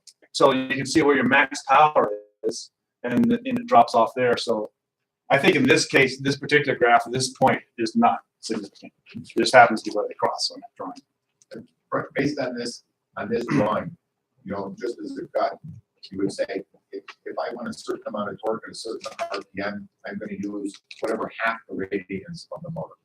So if it's a So you're going to kind of come in here. 100 RPM motor, and I want to operate it. I want to operate at 50 RPM. Take a 100 RPM motor. Okay, and then say, okay, well, how much torque do I get there? And is that torque sufficient to do that? If it's not, then you got to get a bigger motor. Yeah, I think I think it's important on the build that's what you're looking at. On the actual competition side, it's like, I need more power, and you're just trying to get out of that range. You're trying to get more torque or whatever you're trying to do, because you have seconds to react to in a situation like that. But if it's designed properly, then you have that headroom. You have the headroom to actually get more if you need it. I'll just make sure what Rick said. So Rick, what you're saying is, let's say it was 100, that was the top up there on the far left side, the maximum torque. And so, or anywhere, yeah, we go to 50, we go across. If we were below the blue line, then that would be okay. And you're saying that would be a motor that would be appropriate for that purpose, because we'd be below the maximum torque at that point. Right. So you're not expecting to get this much torque over here. Whatever torque we need is below that blue line. You can't go. Sorry, I'm eating. So this is your speed, right? That's speed line, right? Okay, so when there's no load, the thing goes zzz, and you plug it in, then you put some load, and it goes zzz, right, until it dies down here. And if you're putting load on it, this is how much load you're putting on it. Like the torque, right? The arm that's lifting, whether it's small arm, bigger, it goes up like this. So as you put more demand on the motor through torque, the speed is going to go down.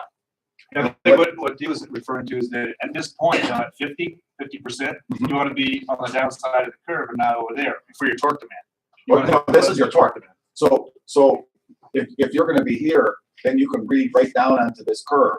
These curves are published by Andy and Mark and for the Never Rest and all these other guys. Okay, so you get a general idea. And I think generally speaking, they put this max power curve is not in their guides. But just by seeing this, you can say, aha, you know, since it peaks, this is symmetrical while here it peaks at the halfway point. That's where you want to operate. You know, you get the max power out of your motor, right? And so if it turns out that you think you're okay, you're using the most powerful motor, and what you can't do anything else, then you come back to this curve and say, okay, well, I'm supposed to have this much torque. How much did I calculate? And go back to this arm like you drew, right? Take the arm, take the weight, this load, you're saying, oh my God, I'm drawing this much torque on this thing. That's a wonder this thing didn't blow up. So then you have to reconsider your design because you're stuck with motors. There's only 6 motors or something that are legal for FTC. Actually, there's a lot more this year, but we're Yeah, gonna there's talk about a that. Yeah. bunch of better ones too. But then when you look at this line is for that particular motor. So if you need more torque, you can't just like apply more power to it.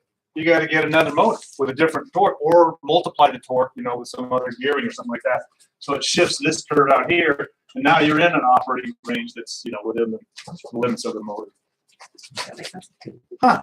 I didn't think we were going to use it. Yeah. I think you really want to look at the speed though too, because how fast do you want to get down from the lunar lander? Speed is really crucial as well. So you got to kind of pick and choose. It's a trade-off. It's a trade-off. Torque versus power. So we want to point out that the motors are currently limited with respect to maximum available power, and you don't want to operate in that range of max torque and max current. That's just bad on the motors. Generates more heat. Some of that insulation is going to melt off. It's more likely you're going to burn out the motor. So you want to be, you don't want to be operating in this area. You want to be operating up, you know, at 50% or, you know, whatever the. You mentioned gear stuff too, so I was collecting some data and I have an incomplete thing here, otherwise I would share it with you. But for the Andy mark never rest 40 and 60. Okay, the standard motors. Yeah, we're going to go over all that actually. Oh, just a quick thing. So for the 40 is a 160 RPM motor. So it's up here. And it has a lower torque curve here like this. The 60 has a lower speed, but a steeper torque curve. Okay, so if you're operating at a certain speed and you need different torque, you can look at the different, and that's because of gear ratio. The motor, the windings, and all that, they're all the same. But the last inch on it is the gearbox, which changes the output. It changes RPM for torque. Yeah, it's kind of interesting because it's not linear either. It's not, you know, like you expect from a simple gearing. So what I think is happening is that these lines, you know, perfect straight lines aren't really straight lines. They're actually curves. Okay. What's your section? Oh, you can do this. So the motors are, they spin fast. They generally don't provide a lot of torque. Not, you know, out of the box. You need to do something out of the box. On FTC, we see a lot of people just direct driving their motors, and that's okay. I mean, if you want to just drive a really lightweight robot around, because it's going to be pretty quick. But as far as pushing anything, or you know, when you contact another robot, you just don't have the torque. Not to mention traction or anything like that. So to get that torque out of the box, you need to have some kind of gearing. And it's kind of, I think we have a, anyway, speed and torque are kind of, especially with gearing, you can increase the speed, but you're going to drop the torque. Or you can increase the torque, or you're going to drop the speed. They're kind of inversely related to each other. So we can use this mechanical advantage to either increase the speed, or we can increase the torque, either way, depending on how we gear it up or gear it down. So I guess the convention for gear ratios is that the driven gear, which means the one that you're going to try to make move, is divided by the driver gear, which is the gear on your motor, on the motor side, is the ratio. So, because sometimes you say, oh, you hear it's a 3-to-1 gear ratio. Was that gearing up or gearing down? I mean, it's generally gearing up because it's more than one. And one, I saw like memory aid is that the driven gear ends with an N, and it's the numerator. So driven gear on top and driver gear on the bottom. But so if you have a higher number, like a 3 to 1, that means you're going to multiply torque. So that means that you're going to have a bigger gear on what you want to drive and a smaller gear on the motor. A lower number, you're going to multiply speed. And in cars, sometimes they call it an overdrive. So if you look at the specs on an overdrive transmission, the gear ratio will actually be less than 1. So the wheels or the axle or whatever is turning faster than the motor is turning. So gear ratio is important, not the actual number, but the fact that you can multiply torque or you can multiply speed, but you can't do both with the same set of gears. So we're going to watch a video. That's your That's my video. It's my video, so it's going to be good. Oh, yes.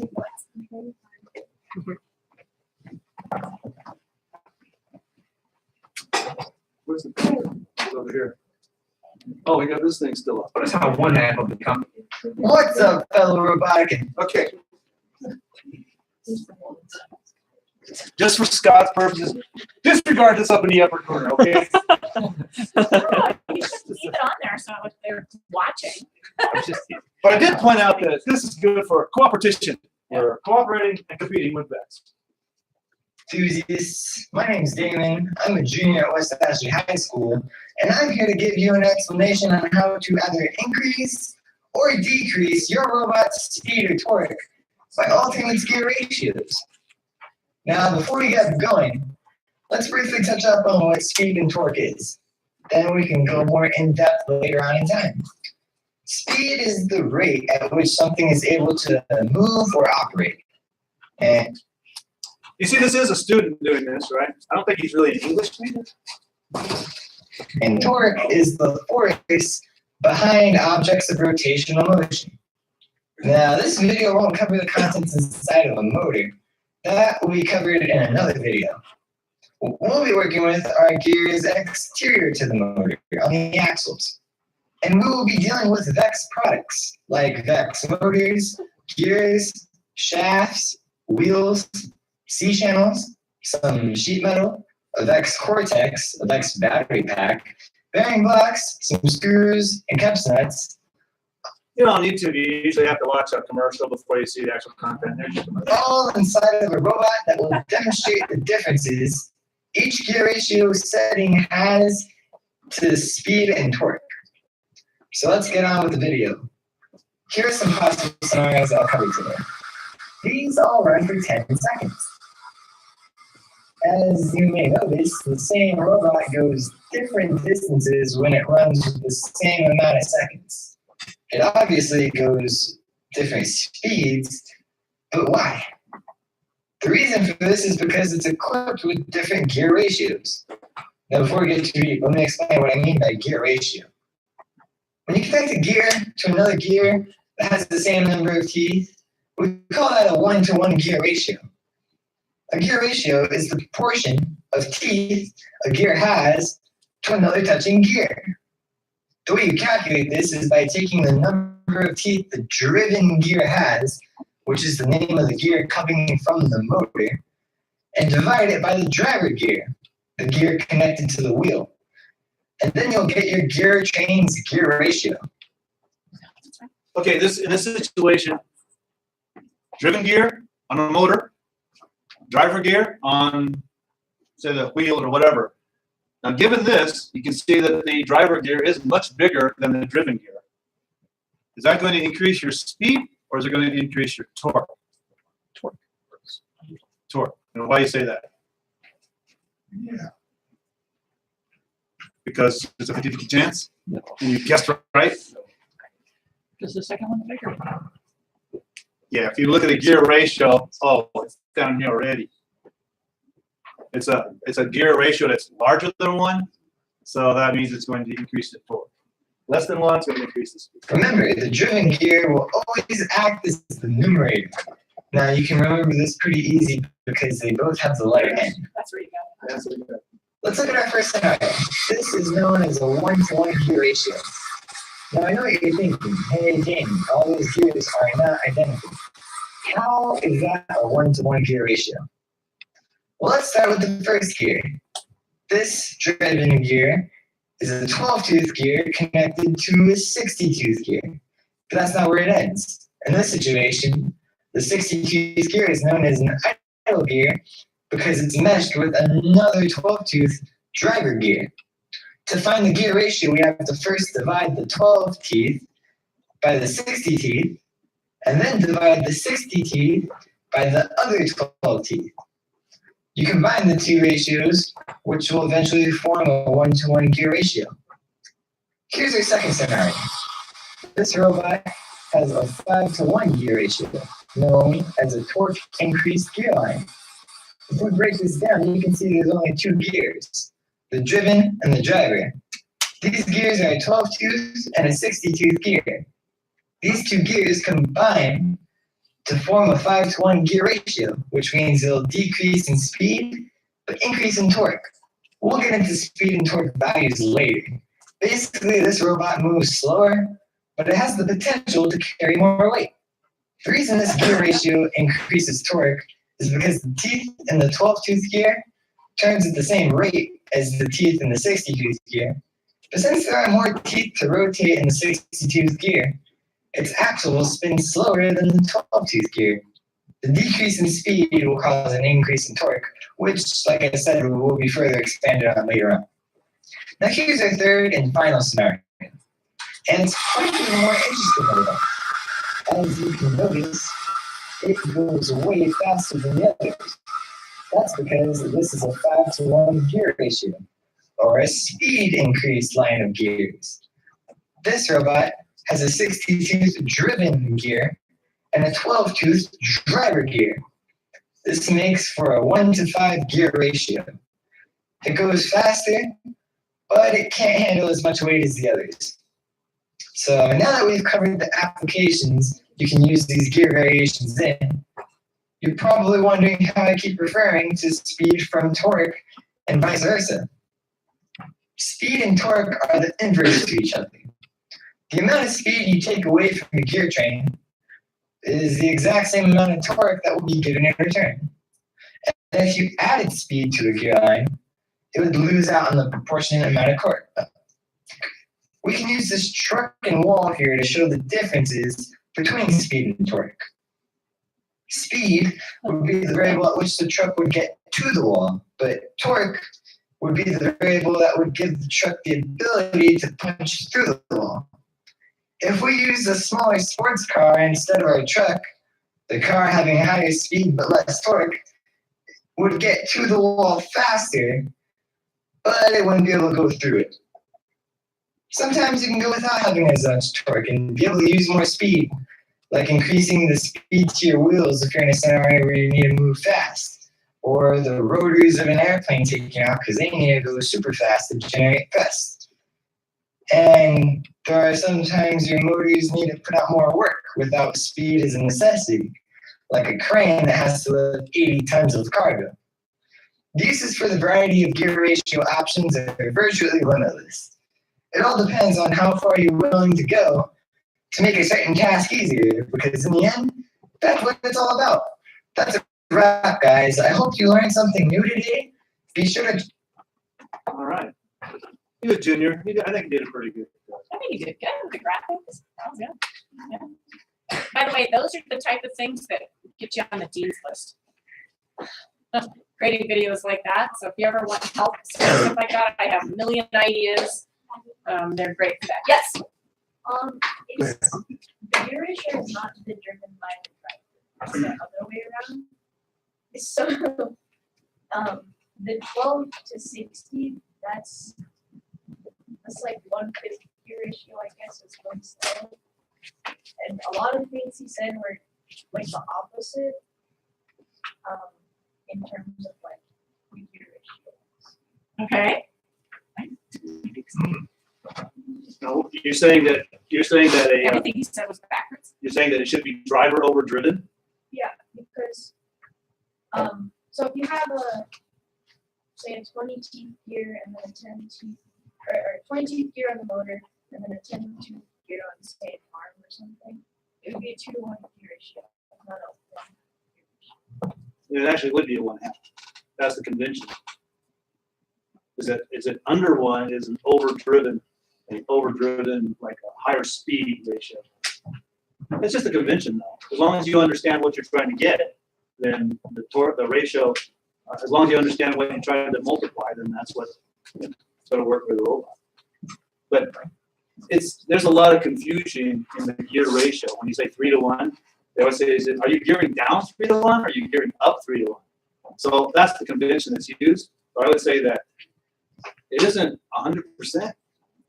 I mean, there's a lot of people that are confused by it or use it in different ways.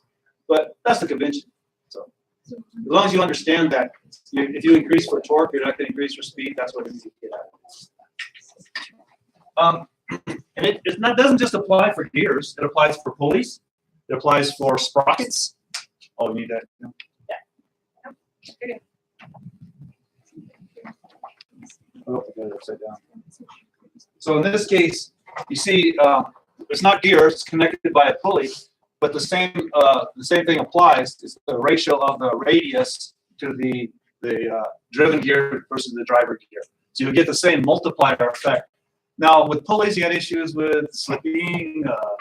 You got issues with tension of the pulley, things like that. But with gears, you got an issue with gear stripping or with clash. You know, when you're going forward to backwards, you know the gears can put a lot of stress on your drivetrain. The pulleys, if you have a pulley or a chain, it kind of absorbs some of that stress.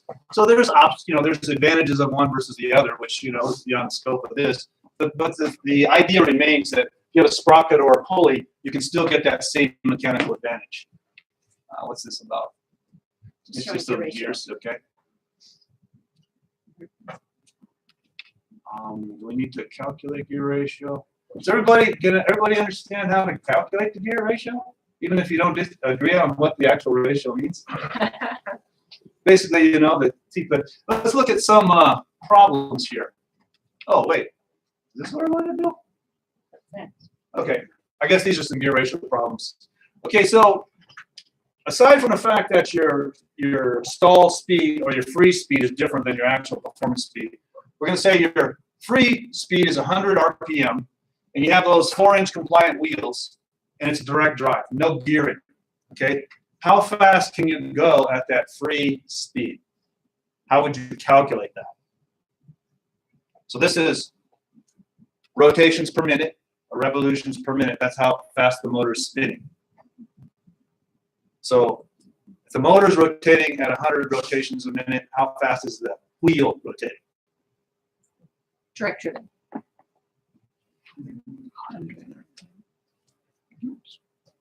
About to fall asleep. Yeah. Come on, guys. Come on, check it out. It's 100, yeah. So the wheel is going to rotate 100 revolutions per minute. But how far can that take you in a minute? 100 revolutions. How would you calculate that? Circumference times the number of rotations. I forgot. Just the students. Did everybody hear him? Okay. Oh, you did? Because I was going to ask if you actually knew what the answer was. So how do you calculate the circumference of anybody but Scott? Okay, but I'm giving you diameter because the 4-inch wheel. So how do you calculate a circumference from diameter? Pi times diameter. Okay. So if we take 100 revolutions, if we have 1 revolution of the wheel, which is the circumference, how far is that in inches? 12. Well, in terms of pi. 4 pi. 4 pi. We got no pi here, but let's go. 4 pi. So 12 something, right? 12.4. So if you do 100 revolutions, you're going to get 100 times that. So something like what? 1240 in that range, and a minute. So if you divide that by 60, you would get how many inches you would travel in a second. Okay. So does anybody calculate that out? You got to watch that when I ask a question and you raise your hand like that. That looks like you're answering the question.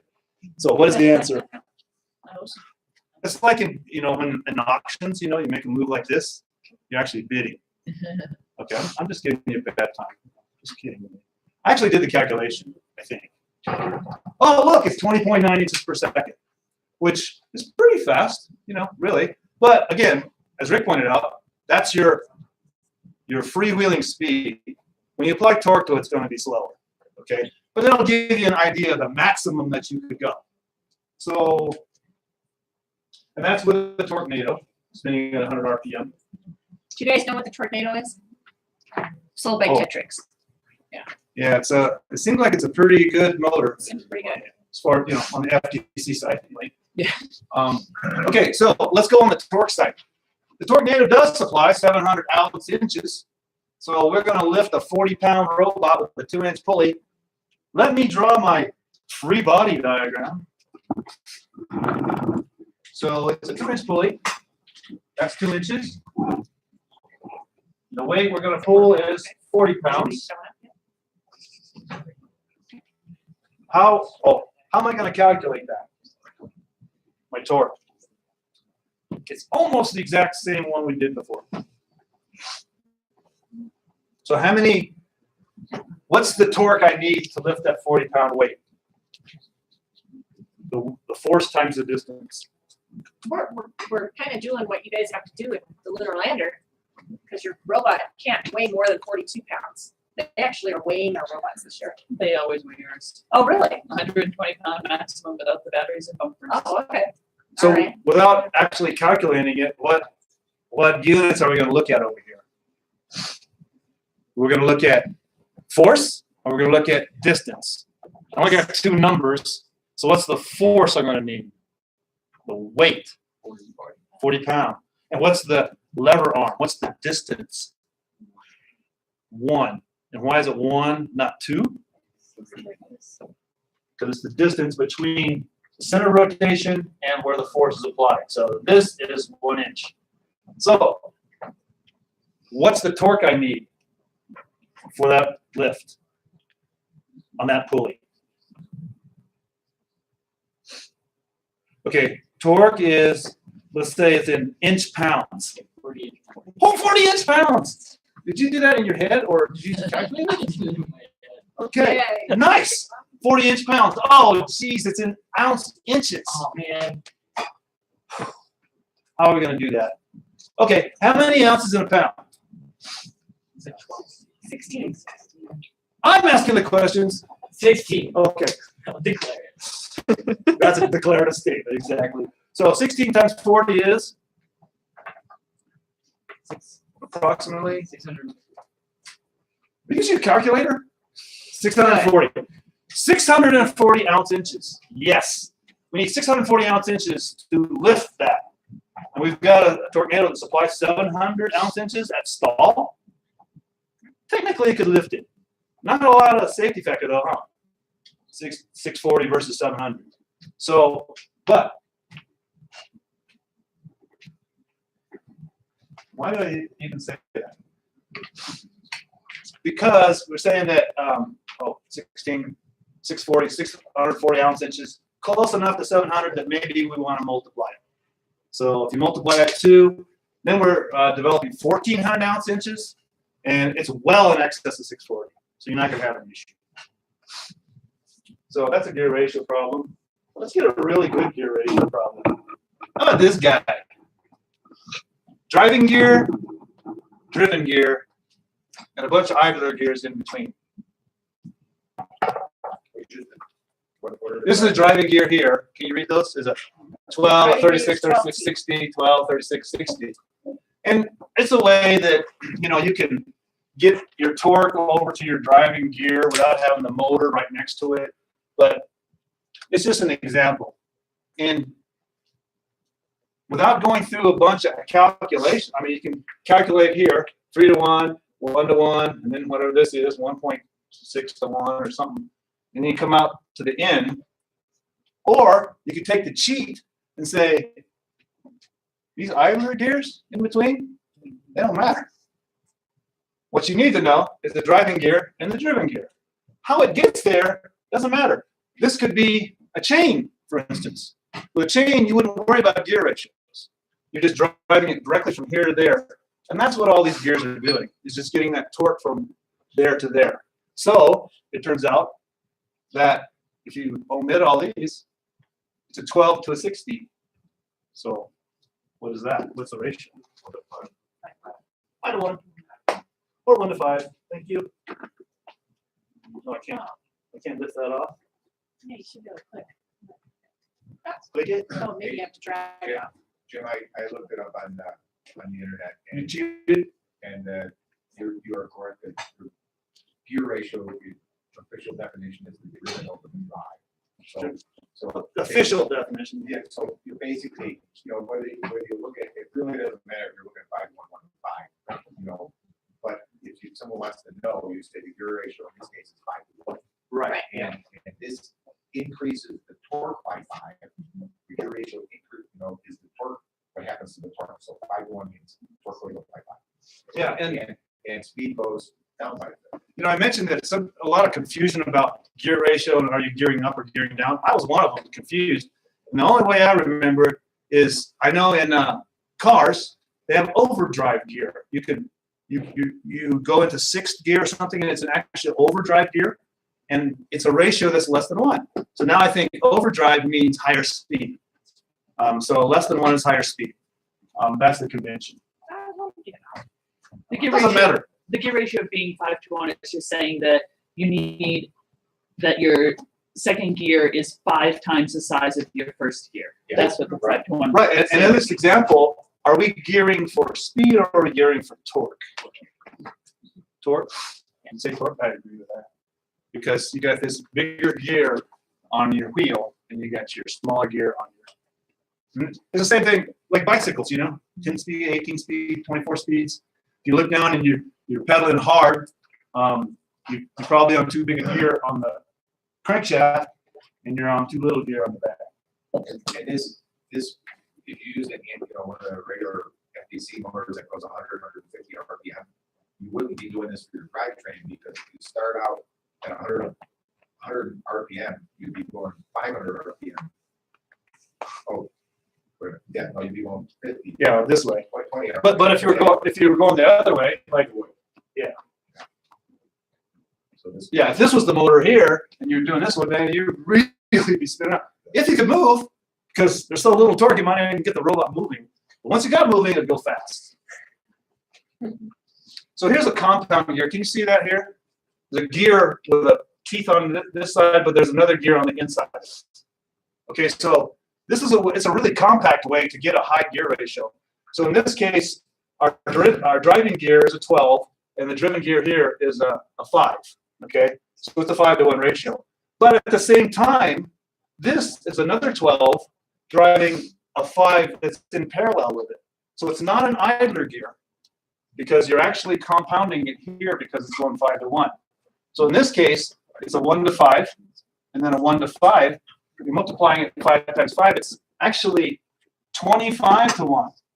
And you can see that it's pretty compact because of these compound gears. That's why we put this one in here, because I thought it was good for compact robots. I thought this would be a great way for you guys to gear up and gear down. And you definitely don't want to go the opposite way, where this is the motor and you're trying to go to a smaller one on the driven gear. Now it's a 25 to 1, and maybe you need a transmission because you got to get the robot going with a lower gear. Because if you're driving a car or even riding a bicycle, you start out in 24th gear, you're not going to be able to move it. You just don't have the torque to move it. Once you get going, that's great. So this would be good for really gearing it down, really multiplying your torque to lift something heavy. And our final new favorite.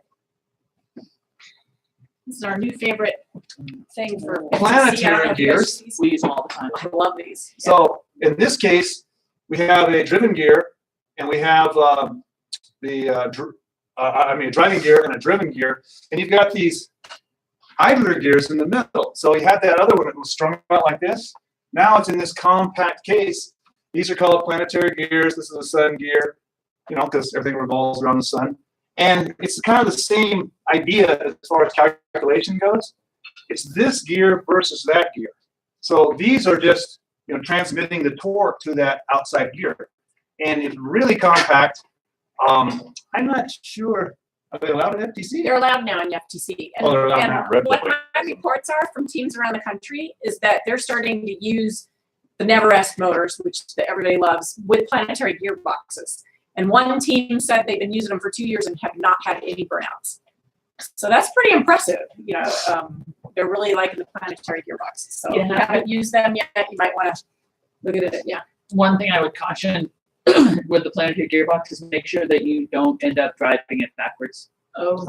Because if you're trying to go one way and it, because of the weight of whatever you're trying to do with it, ends up making it go backwards, the teams on the planetary gearbox, the idlers, get stripped really easily. And as Sydney can attest to, they are not an easy, quick fix. You can buy lots of different pieces, and you can get new idlers and sun gears, and you can put them all together in whatever ratio you want, which is super cool. But it takes practice, and it can, at the beginning, take hours and hours to get a planetary gearbox just right. Just right. Yeah. I don't know if we're allowed in FTC to open up our gearboxes though and modify them. I think we have to buy a new one. Yeah. Well, the plan that we use, we just put a bunch of like ratios together. You buy them. You're building them yourself. Okay. Yeah. You may have to too. I mean, planetary gearboxes, you buy the pieces and you put them together. Oh, okay. I've never used them. I'm just hearing reports that people are starting to like those, and I thought they sell them together. Sorry, They sell it as Rev like sells it as a exactly. choice.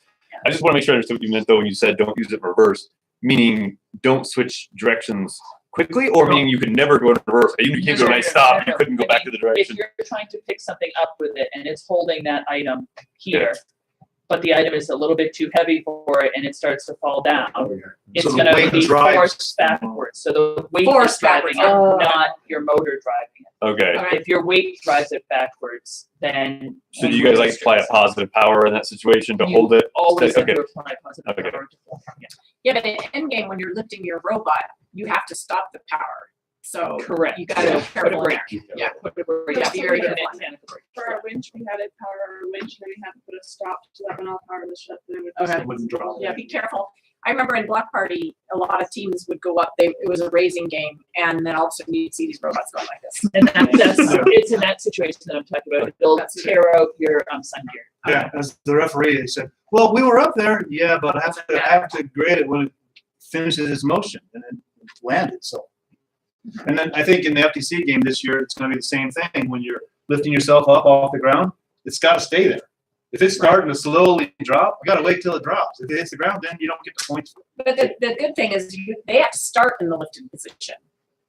So you're going to have to figure out no in the beginning of the game. No. So To they score actually it- have to be attached to the lander up above anyways. So you probably Yeah, have to to score a figure lift that in the out. end game, you have to start it above the ground. If you don't start above the ground, you don't get the points. Right. So you must know how to stop your robot, or else you couldn't have started it. And the next thing is. Okay, so I think this is probably the most valuable thing as a coach. I went through the whole game manual, and I did not list the best ones, by the way. But They're legal? Yeah. I created a chart of all the motors that are legal for FTC. Sorry, FRC, but it would be interesting to see what your torques are, but on yours. 'Cause I So don't- we have one up here. Okay. Our red line motor, which is, again, this is an at-stall red line motor. Our torque is 627.2 meter newton meter. Oh, Newton meters. Great, because we're ounce inches.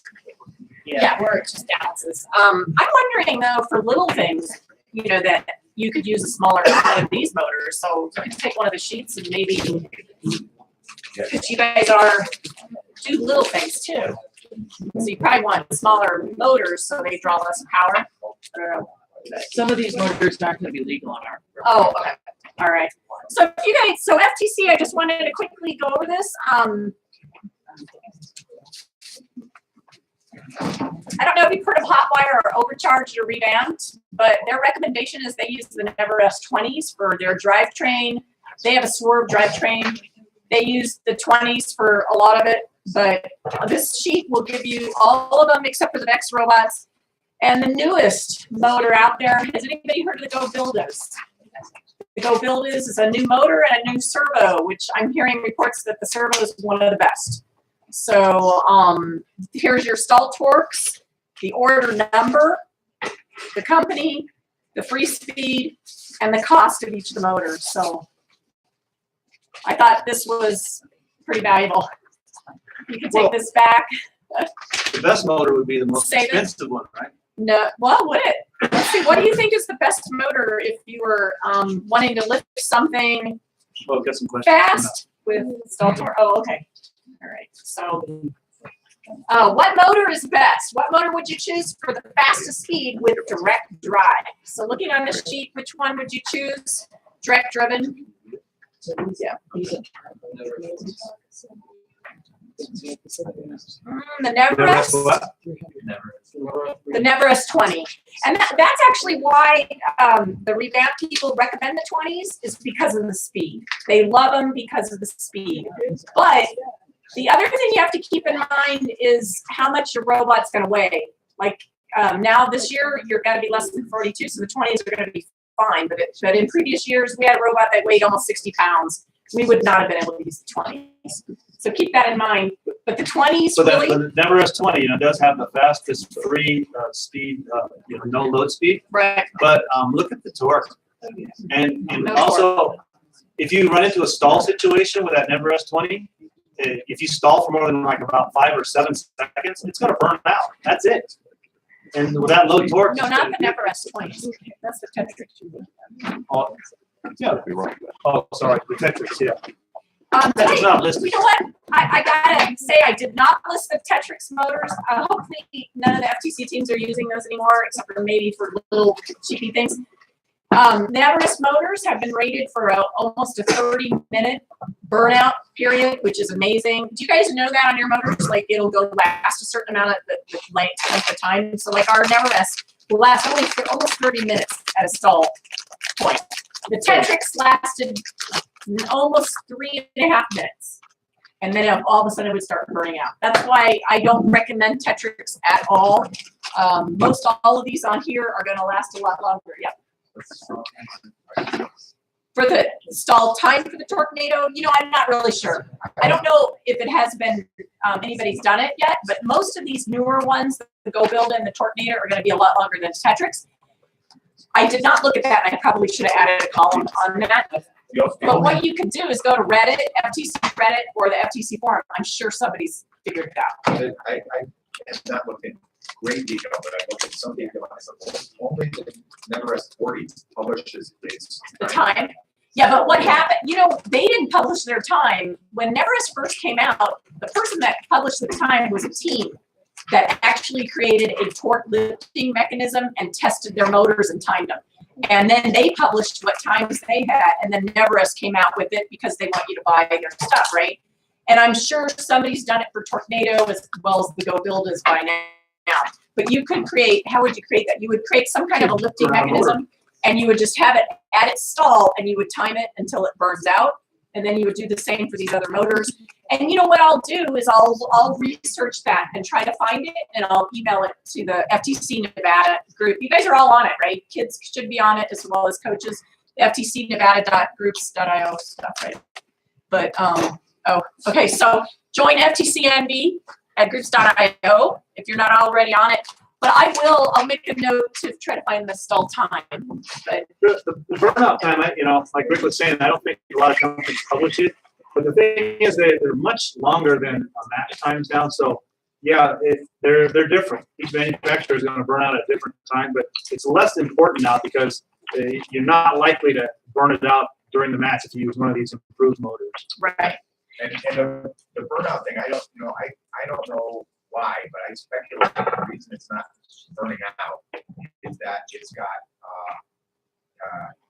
it's probably got slightly thicker copper for its windings and or slightly thicker insulation on its windings, and it's been very efficient on how it did its windings, so they can get enough windings in there to generate the magnetic fields to generate the power.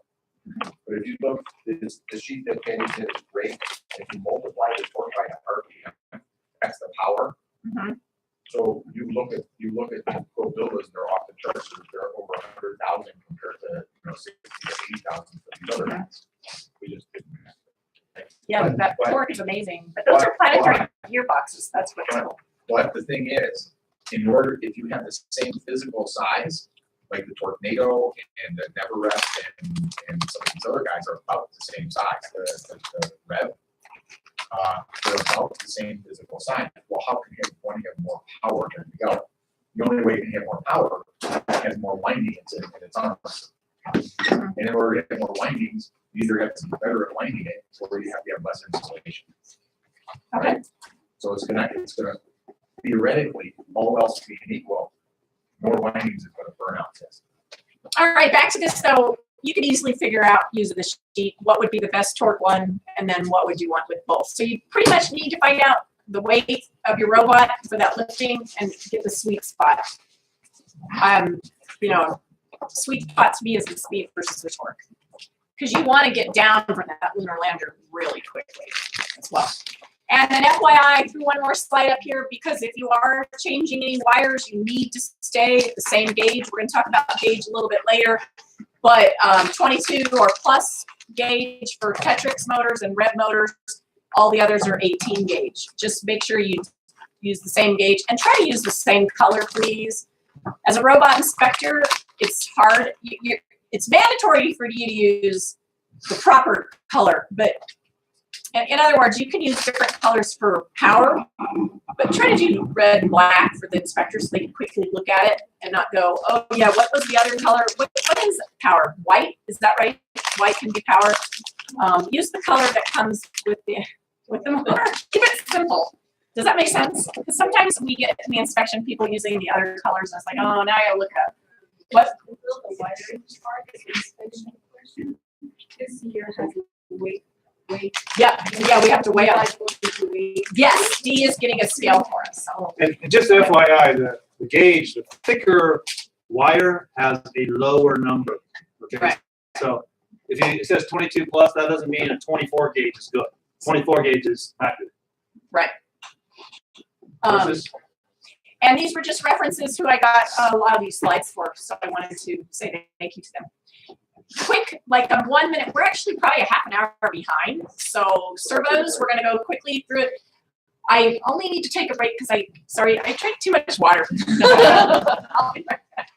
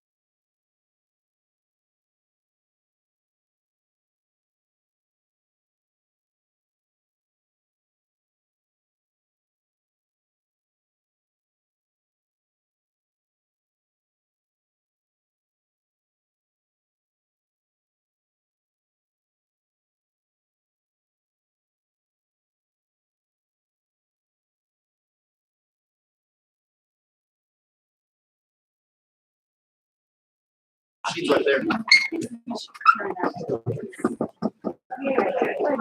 All right. Lights are down. Okay, so servo terminology is really important.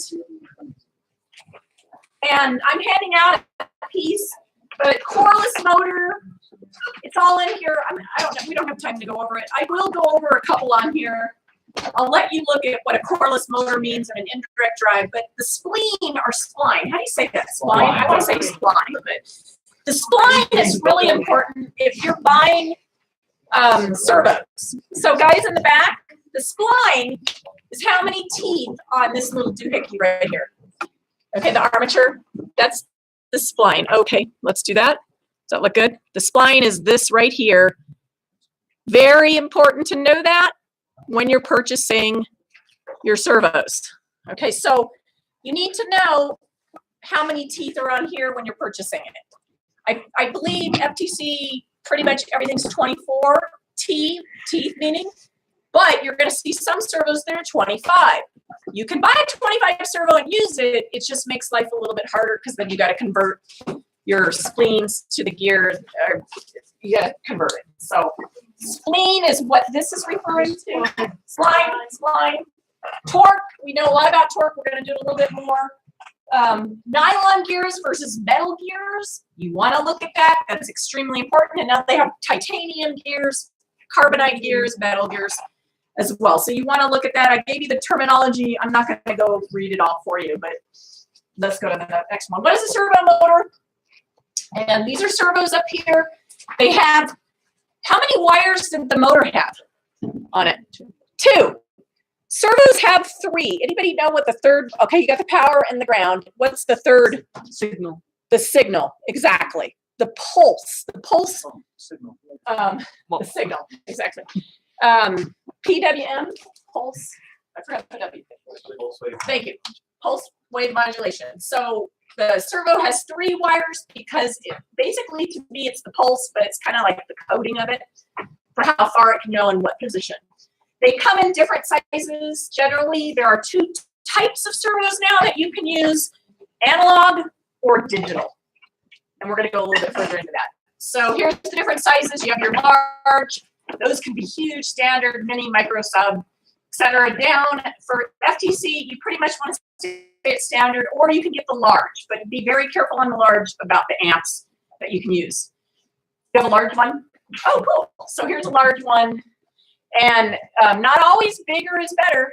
And again, if you couldn't see the spline before, here it is right here. These aren't always better. It's just, again, look at the torque and look at the speed and their stall rate. But those are the different sizes. If I open it up, there's the spline. You can see it. There's gears. Those are all plastic. Plastic. Servo case, the control circuit, the potentiometer. I always like potentiometer. I like saying that word. What is it? I think of my light in my dining room where I can vary the speed or the dimmer switch. That's what I'm looking for. The dimmer switch. Potentiometer's a dimmer switch. It can either go full power or less power. So it has a potentiometer, so you can vary the speed there. Okay, does that make sense? Next, how do they work? Well, I have a good video on this from Servo City. I love Servo City, so we're going to actually show this video. Okay. It starts off a little slow, but it gets better. The link, but how servos work. So. Check out.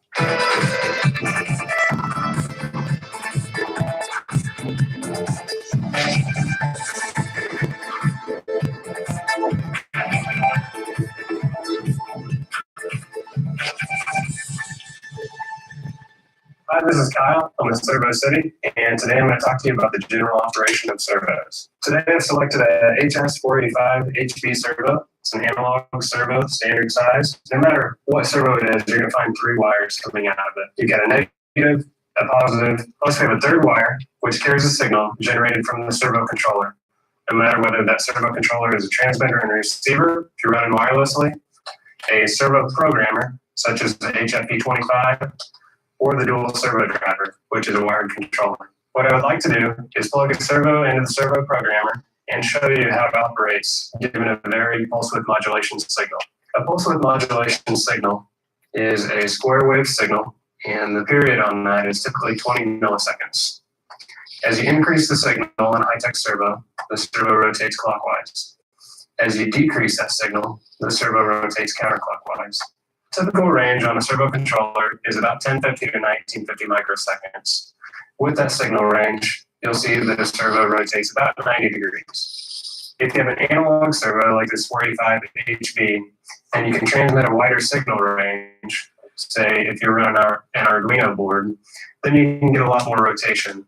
If you send a 600 to 2400 signal on 485, it's going to rotate about 180 degrees. If your servo controller is not able to send a wider signal in order to get that 180 degrees, then you can pick up a servo stretcher from Servo City. It's a little module that modifies the signal before it gets to the servo in order to increase the rotation. Now, if I were using a digital servo instead of the 485 analog, I'm going to go ahead and plug in the HS5485HB, which is the digital equivalent to the 485. You'll notice that it rotates about the same amount as the 485 on the servo programmer. With the digital servo, you can't increase the rotation by increasing the PWM range beyond about 850 to 2150 microseconds.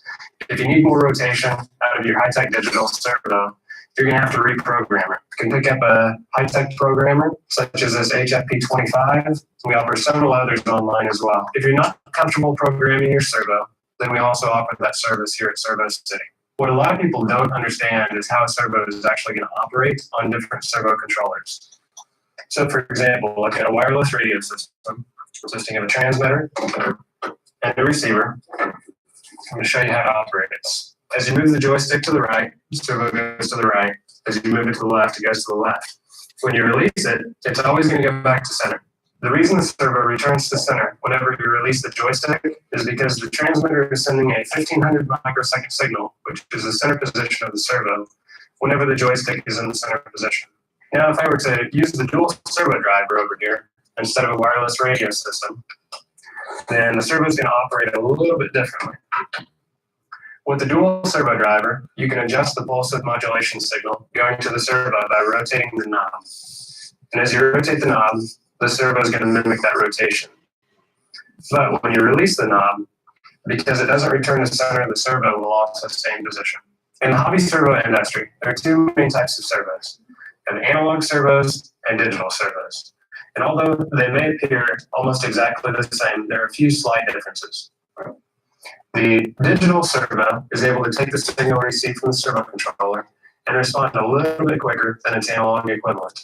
It also has more holding torque when it gets into position, so if you put a load on it, it's going to be harder to deflect the horn. They have more torque in general. They have some programmable features. They do make a little bit more noise than the analog equivalents do. So there you have it. You have the basics on how servos operate, whether it's... That was pretty good. So how many of you guys use digital servos yet? You guys use digital? I recommend looking into the digital servos, and I'm going to give you a sheet on servos, a list of servos that are recommended from different teams, top teams and stuff. But researching it, the Rev is really good. There's a Rev servo, it's a digital servo, and Rev also sells the programming. So with the analog, you purchase the servo, and it's either a continuous servo or a 90 or 180, and you can get a stretcher to make it a little bit better from Servo City, but that's it. That's what they come in, that's what it is. But with a digital, you purchase it, and the default might be 180, but you can reprogram it to be for continuous rotation. That's what's nice. And what he said was digitals are quicker to respond. So the thinking is digitals are a lot better now, and Rev sells that, but you do have to buy the servo programmer to program it, to change it from its default to whatever else you want, if you want a 180 or whatever it comes with versus it. And there's a really nice manual that'll step you through it. I have not done it. I almost bought one and did it, and we went, well, we're going to let you guys figure that out. But it's pretty straightforward. Talking to some of the teams, they're like, no, just follow the directions on the guide and use the programmer. But you do have to buy the programmers. They're around $20. The Go Build It is also Schrodinger's Hat, if you know them, FTC 3959. They're amazing. They really love the Go Build It digital servos. They use a programmer, but I don't think they use the Go Build a Programmer. I think they use the Servo City one because it's a little bit nicer than the Go Build a one. Does that make sense on that? Anybody questions on that? Really quick video. We're gonna do torque. I was thinking about not doing this because we really did torque a lot, but I think it's good to do it again. And we're gonna get a different perspective right now on it. It's very quick. Hey guys, it's Jason. You can look at servo torque specs all day long on paper, but we thought it'd be great to give you a visual, to give you a real visceral understanding of what some of those specs end up looking like compared to other servos side by side. So what we've done is we've set up 3 test rigs using the gripper kit, the same kit on all 3, but we've selected 3 of the most common standard size Type-X servos, ranging from kind of the low end to the high end of the spectrum. First up, we have the HS311, which has 51 ounce-inches of torque. Next up, we have the HS645MG, which has 133 ounce-inches of torque. And finally, we have the beast, the HSB9380TH, which has 472 ounce-inches of torque. Let's go ahead and see what these guys do to these styrofoam cups filled with Play-Doh.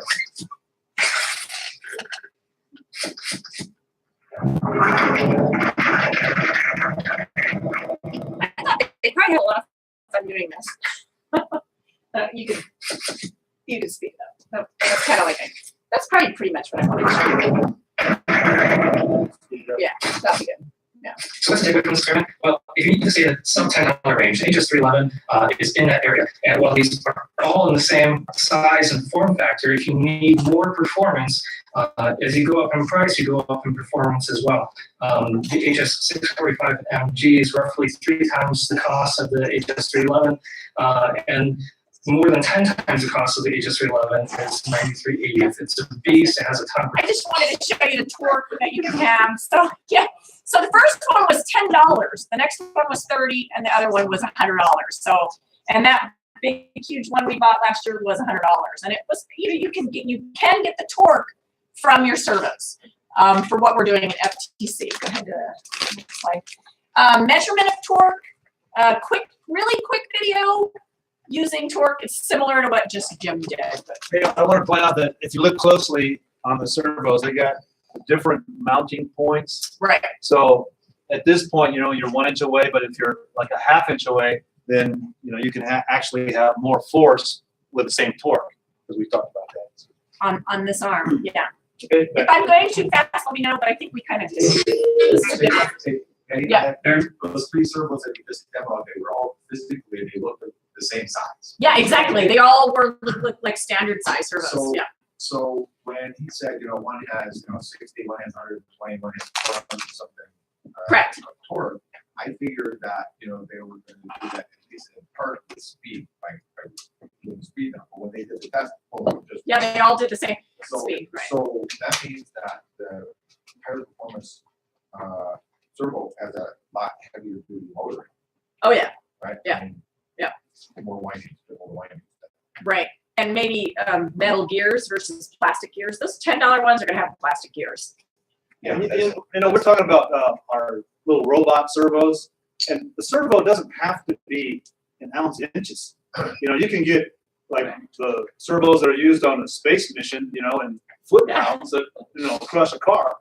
I mean, it's a servo; it's very precise, but it's still got to have power. But you're going to pay, a couple of million for that. Right. Right. So this was.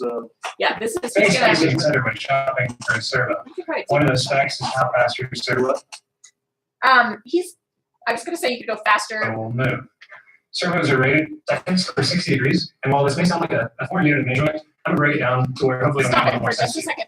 The reason why he's doing this is when you look at Servo City or your list of servos and I don't know how FRC does it, but when you look at it, it's the same.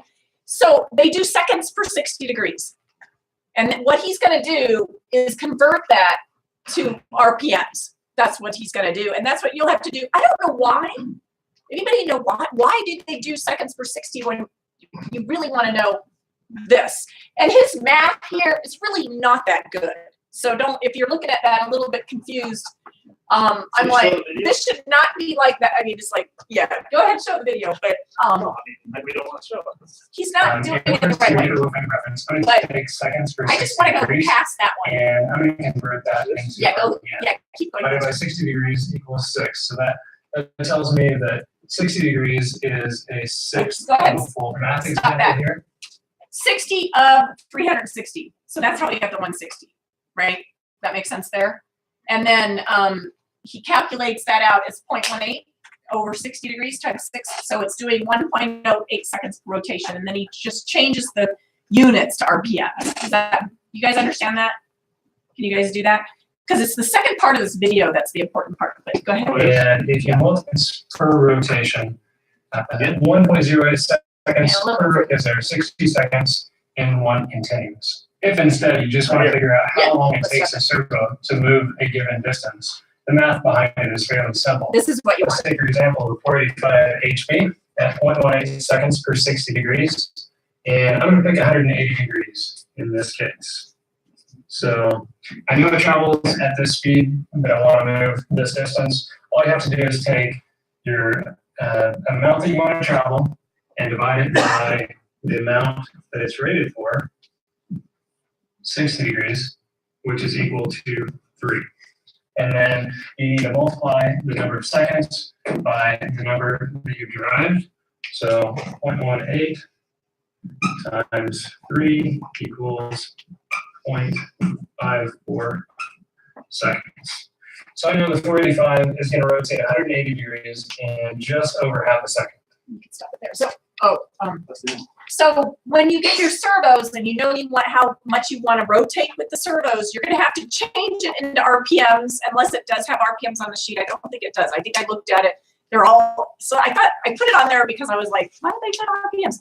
And then you can figure out how many degrees. Remember, because your servo is rotating. So you have to do how many degrees do you want it to rotate in, and then divide it out, and then times it by the RPM. Is it a real concern at how fast the servo clamps? Well, yeah, because, to give you an example, this year we bought the Rev kit that comes with those real nice Rev servos that are programmable on the whole thing. Yeah, those are good. Right. Because last year's game, we had the flipper arm, the whole cube, right? And we used those old standard 485 servos, right? And now that I understand this, is like, are you kidding me? We made that work. That's nuts. You know, I mean, we broke the plastic stuff and all that, but I mean, the servo strength and everything like that is. Yeah. The torque I think is important, but the speed. The speed to get to position in half a second. The strength, the speed, and everything, right? And so this year we started out with the arm that's going to collect the minerals. Is going to have some kind of spinner on it, and we connected the spinner up to one of these servos. And we had to gear it up because it only does like 1 revolution per second when you do the math, something like that. So we want to have at least the capability to 2 revs per second, something like that.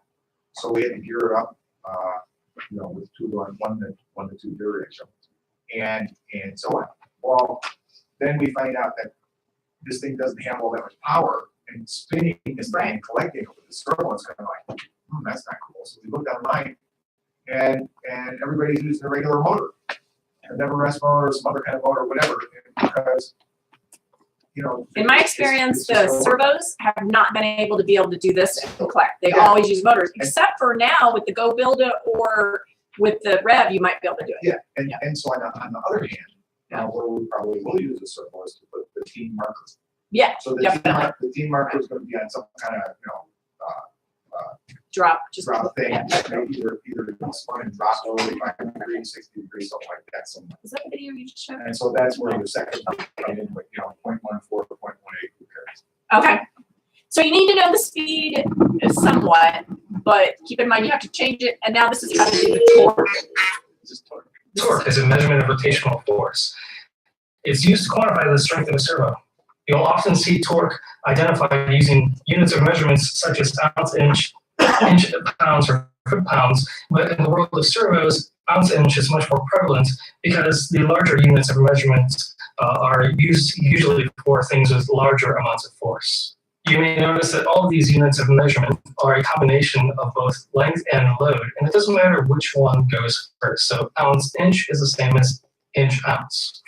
And essentially what that means is you're applying 1 ounce of load 1 inch away from the center of rotation. Let's take a look at a more specific example. Let's take a 45 HP servo, and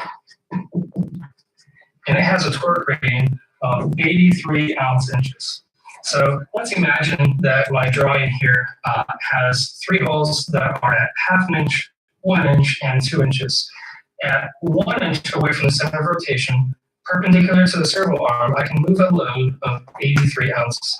If I go out twice as far to that 2 inch mark, although my servo still has the same amount of torque, I can move half as much of the load, half of 83. And if I go in half the distance to the center of rotation to the 1/2 inch mark, I can move twice as much load, even though my servo still has the same amount of torque.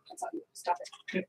Is that pretty easy? It's pretty easy to calculate your servo. So you need to know the servo arm, and those circles weren't to scale, obviously, because the 2 inch was closer in. But you just like we did with Jim's model, you use the weight and then the distance. Okay. So here's some examples. Yep. And we're using the standard. This is a 57 ounce. So 1 inch lever arm. How much can you lift? Is that the question? Okay. So how much could you lift with 1 inch lever arm? 57 ounces. Good. Okay. 2 inch lever arm. Genevieve, come on. 2 inch. Sorry? 114. Well, you're further out. So half that. You're doubling it. So remember, now we're going further out on the arm. So think, if you're here, you can lift more versus, I'm thinking of a seesaw. But, so it's going to be half. Think of those exercises where you got to hold a weight out on your arm like that. Yeah. I mean, it gets tiring. If you're holding it right here, it's not that tiring. Right. So we're going further out. So divide it by 2. And 28 ounce. And if it was 1.5 ounce, how long can your arm be? If you have a 1.5 pound weight, this is a trick. A little less than 2 inches. Yeah, although this is in pounds. How'd you get a little less than 2? Yeah. Because the other ones are 1.78, and that's a 2 inch rubber arm. Right. Before was the 1 inch rubber arm, which was. What? So, I kind of did a trick on you guys. Exactly. Yeah, I reversed the question. Exactly. A little more than 2. Yep, Right. That's right. Exactly. No.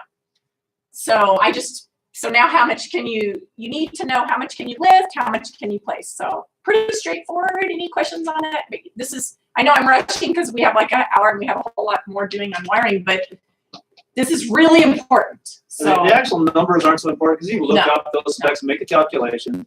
The important thing is that the further out you are, the less you can lift or less that you can move. Mm-hmm. All right. I did have more problem exercises because I thought it was so important. Okay. But We didn't measure the speed. we did that one. Yeah. Oh, and we kind of reviewed. I already talked about. You have continuous CR. If you ever see CR, it's continuous revolution. Then there's 180s and 90s on your servos, right? More problems, but we can skip that. And here's your. And the revolution stuff, if you want to use, can you change those 180s or 90s yourself using one of those devices to do a continuous revolution or something like that? Or? With these stretchers, what you're referring to from Servo City, if it's an analog, you can stretch it and it can go a little bit more, but not a lot. If it's a digital, you can change it from a 90 to a continuous revolution. But it depends on your servo you're purchasing too. I believe digitals, you can do all of it. So it's kind of nice. You can buy now. I mean, I used to buy continuous revolutions or 180s all the time because you needed both. But now I wouldn't do that. I would just buy the digital so you can program it. Yep. So I originally took continuous mean like on all the either on or off. It's Correct, on it goes all the all the time. time. But are you saying just simply it goes around 360 degrees? Is it referring to the degrees that it goes or the fact that it runs Well, continuously? no, it's continuous. Okay. It is. I'm sorry. But with the digital, you can make it a continuous revolution, or it could be a 90. You could program It's it like that the way. red ones that have the programmable that they're Exactly. should be. Exactly. And the Go Builder is the same way. So here I'll give you These, if Aki, you want to hand these out. So I know at Servo City, there is a chart. In fact, I got this chart from Servo City, but there is probably, would you say, over 100 servos on that sheet? And these are probably not good. You guys use Servo City, but all the ones that are on there that you use are probably deleted from mine because of the power and stuff, which we're going to talk about in a minute. But what I like to do is I like to ask teams from around the country, some of the top teams that go to Worlds and win Worlds and stuff. So if you look at this, Schroeder's hat has been using the GoBuilda. They love the GoBuilda. She programs, Katie Johnson from Schroeder's programs the GoBuilda. Rise of Festus uses the Rev, so does Tesla Coils and Overcharged and Revamped and Hotwired. They used it for their dual arm. Again, nothing with a lot of power. Overcharged really liked the analog HS485HB, which they were talking about a little bit before. Sonic Screwdrivers used the titanium one last year, the $100 one. Look at the prices there too. Keep in mind, usually 24 teeth is what you want on your spline, but if you get the Rev, well, if you're using Rev parts, then the 25 is what you want. So if you're already using 20, the Rev, you're fine. So Tetrix uses the 24. And then some of the larger servos that we've used, you can see down below. Overcharged recommends some of these other heavy-duty ones for a little bit more weight, more torque on that. And then HS485 is carbonite here. I think like carbonite is good. Yes, that's good. It's metal. I could have just said metal. The other ones might be metal, but I specific carbonate because that's what it said in the specs. So. I think we use this 485 and I think the part it's all plastic. Yeah, 18 bucks. You think it wouldn't be too? Are you sure it's the HS 485HB? Maybe it's a different 485 because there are. HS 485. Okay, and that's a little bit different. They've made, and you know what? They have upgraded some of the servos too. Okay, it's whatever keeps stock with the standard. Yeah, and those are plastic, and they are 485s, but I think they've upgraded them and they've changed the number a little bit too. And I think I read that if you open it up because the standard ones were plastic. Right. So, and you can see that the digitals are programmable, except for that one 785. It has a multi-rotation. What that probably means is it could probably do 90, 180. It might not be able to do continuous resolution though. Okay. What else is important in here is all of them are really for 6 volts. So you can see the ounce inches that I put on there. The GoBuilda, look at that. Wow. And then the HS79551. Any questions on that? I thought. Is it 7955 what that guy talked about, that big Bertha or whatever? Not on the video. Oh, was it? It might have been. Yeah, it might have been. Yeah. Is this for real? Some of these are 25 and some are 24 feet. Yes. 1 tooth difference, really? Yeah, and it matters. But what I'm guessing is the Rev, you guys have the Rev now, so they must all be compatible with the 25T versus the Tetrix is 24. So be careful. You just have to probably buy a conversion thing. All right, so let's go next. What's next? Okay, so some tips on using servos. Use metal. Use metal. Use a servo shafts and servo couplers. Okay, metal. And my favorite, this next one, and I love this so much. I want to show you a video on using servo blocks. This is different. This is a servo block, and they sell them at their Actobotics parts, Servo City Actobotics, same thing. I love this servo. Do you guys use servo blocks? Have you seen them? No. I love them so much. Let's play the video. This is what sold me on it. Hey everybody, Brian with Servo City. Here to talk about servo blocks. Now, we get a lot of questions about servos in general, but especially about servo blocks. So today we thought we'd really show you what a servo block is and what the capabilities are. So first, a servo block is merely an exoskeleton for a standard size or quarter scale servo. And what it does is basically takes the radial load off the servo. But instead of talking more about it, we built a rig to demonstrate. So what we have here is a simple rig. And I'm going to hold, or attempt to hold, a paint can utilizing a regular servo without a servo block. So,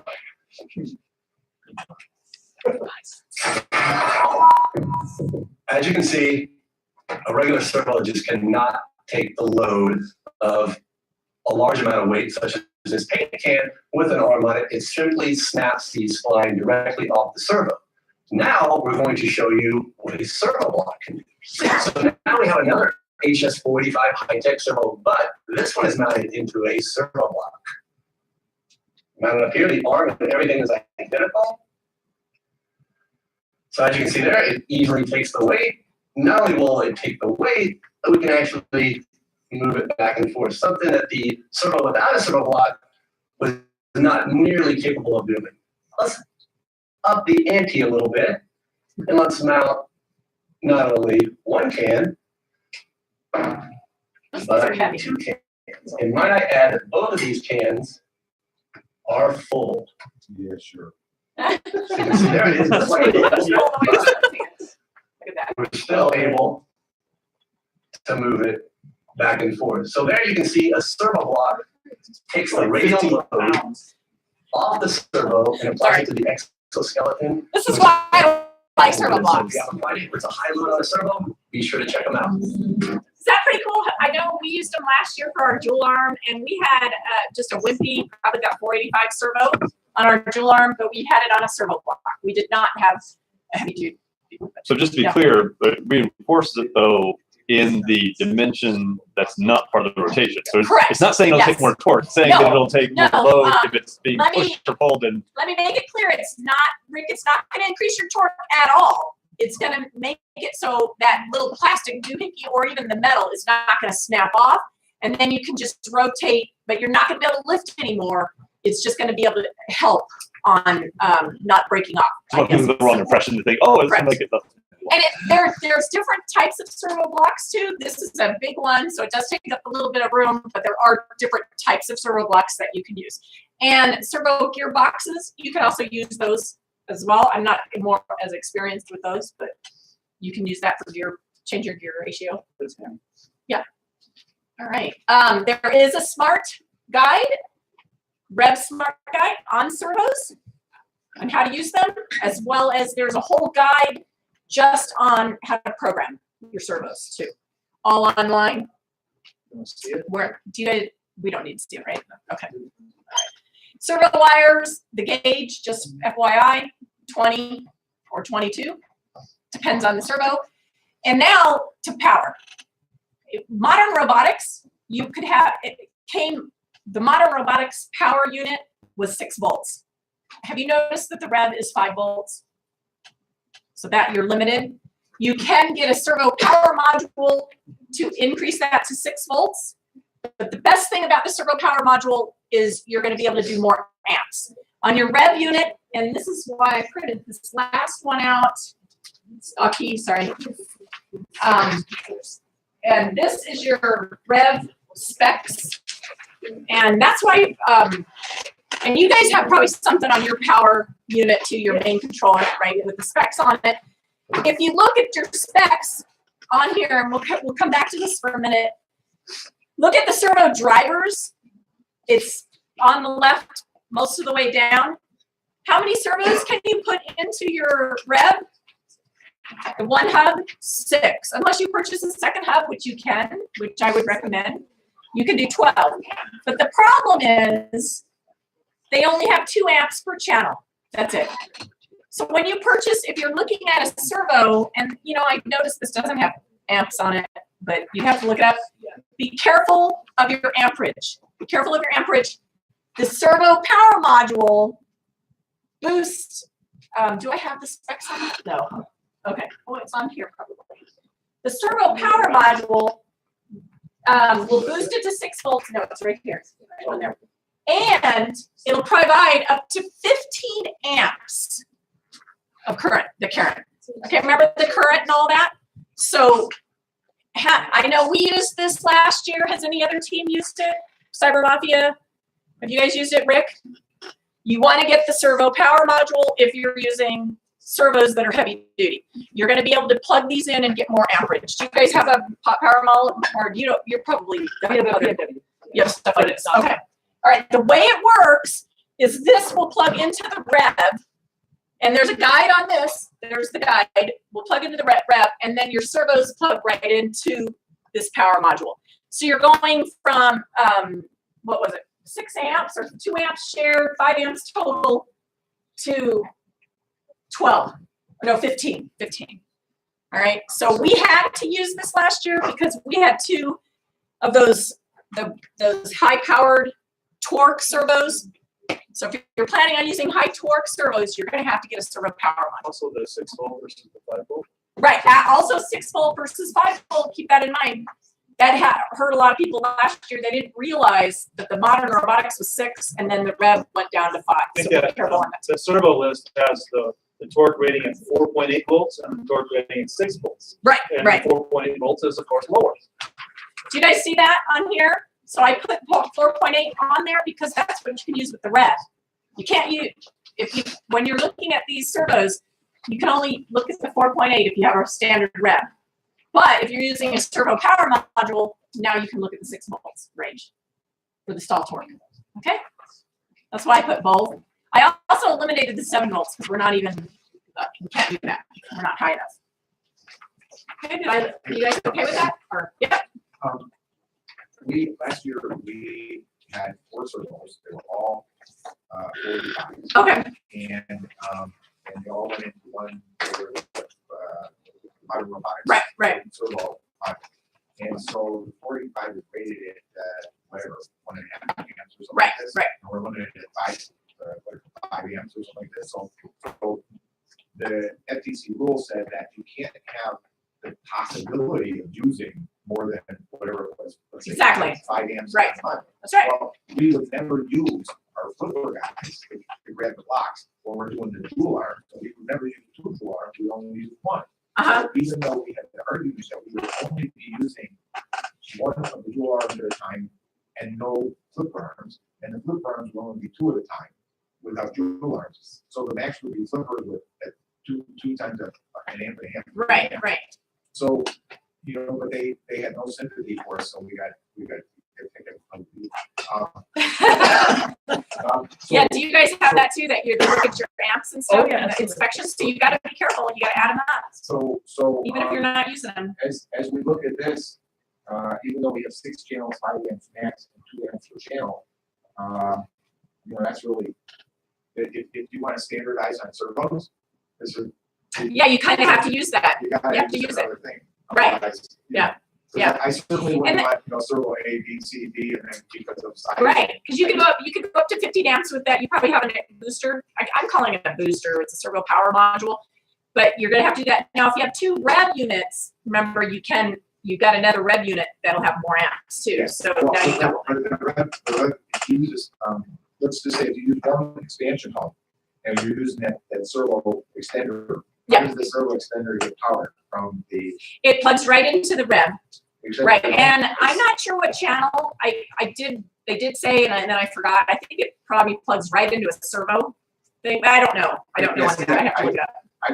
I would doubt that. I think there's only 1 DC output. Yeah. For the expansion hub, and that is generally used if you're going to use a second expansion hub. No, I meant the servo power module. If there is a place to plug it in, it's not the one that goes to the rev thing. I'm not sure where it is. For the separate expansion hub. No, because you can use 2 of those and the expansion unit. You can do both. Right. Okay. All right. Right. But I'm gonna say look in the guide and double check that. Yeah.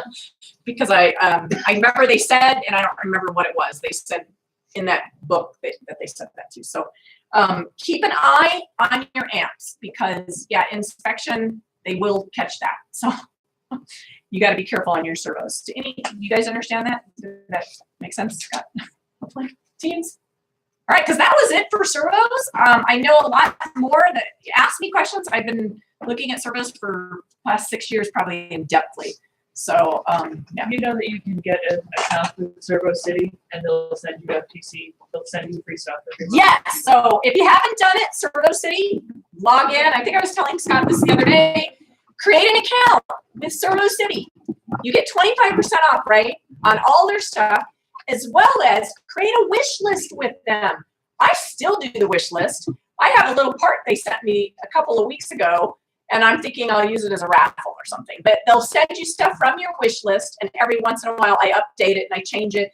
Also, if you have a Twitter feed, they have Robotics freebies, and you can, you might have to do a simple video. Remember, we would take the pictures of you guys having fun, and I would enter the Robotics freebie. And I think we won twice. Sophia won something because we were swarming their Twitter feed with stuff. I like freebies. Rev, by the way, your second Rev module, you can get $25 off. So I know discounts here and there.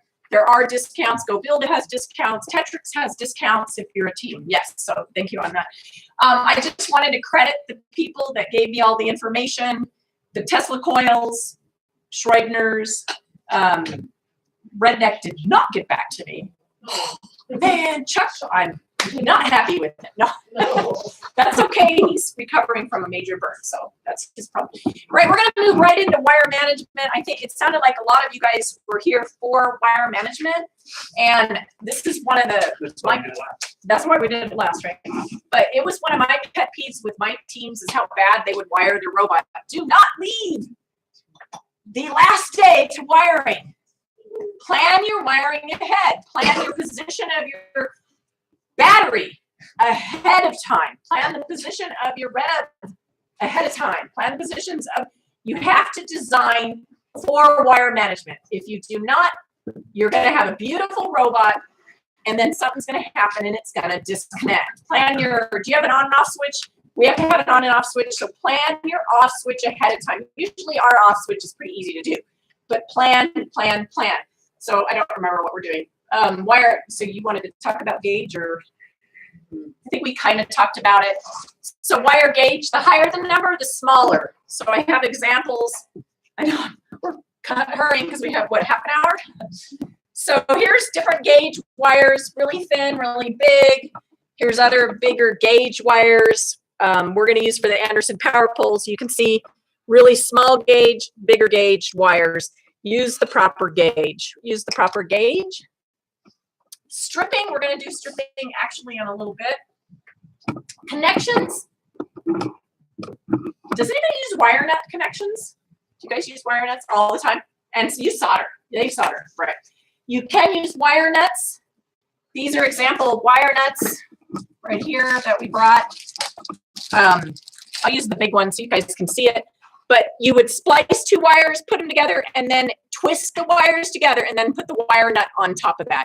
So it would go onto the wire end, right, and protect it. I don't know what's sticking out of it there, some kind of goo. But you would twist it on. This is a huge one just so they can see it if they're on Facebook. Yeah. So there are wire nuts. You can also use electrical tape. That'll work, sort of. Has anybody heard of heat shrink tape? Heat shrink tape, go ahead and I think I have pictures, right? Oh, here's gauges. You can see the gauges, right? 40 gauge to 18. There's other gauges. Oh, and solids versus stranded wire bends easier. Yeah, if you think about it, a solid wire is going to be the most copper in a given diameter of wire. So it's going to have the most current carrying capacity. But solid wire is stiff. It's hard to, manipulate. So the stranded wire is easier to manipulate, but then you have the issue of when you're stripping or something like that, you might nick one of the little stranded wires, and now you have less capacity on your wire. So, it's a compromise. And when you get really small, like in this chart, there's 40 gauge. You can have a 40 gauge, you're not going to be stranded because that's going to be too fine. Those are usually solid. I think right here, up to 18 gauge, they've got some stranded.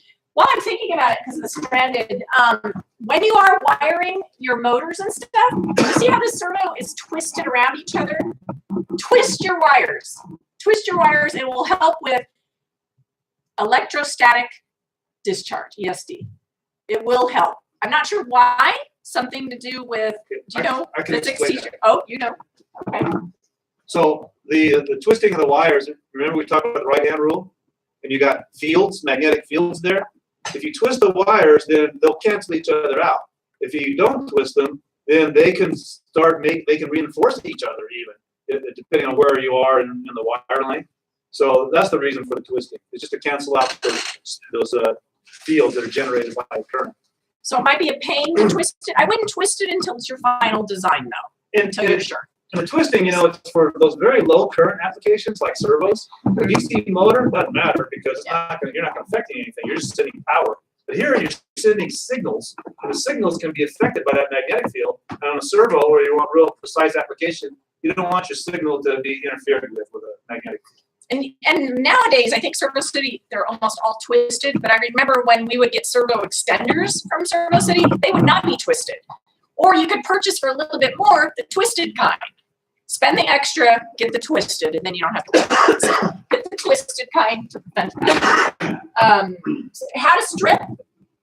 Have you guys all stripped wires? Because we were actually, Sherry Kelly and Cyber Mafia has all the equipment, and we have tons of wires. So we will stop in a little bit. We're going to do Anderson power poles, and we'll have you guys practice stripping too. So we'll finish this up though, and then we'll come back to that. So you can use a utility knife. But these are really the way to go. Okay, wire strippers. So you want to use a proper wire stripper.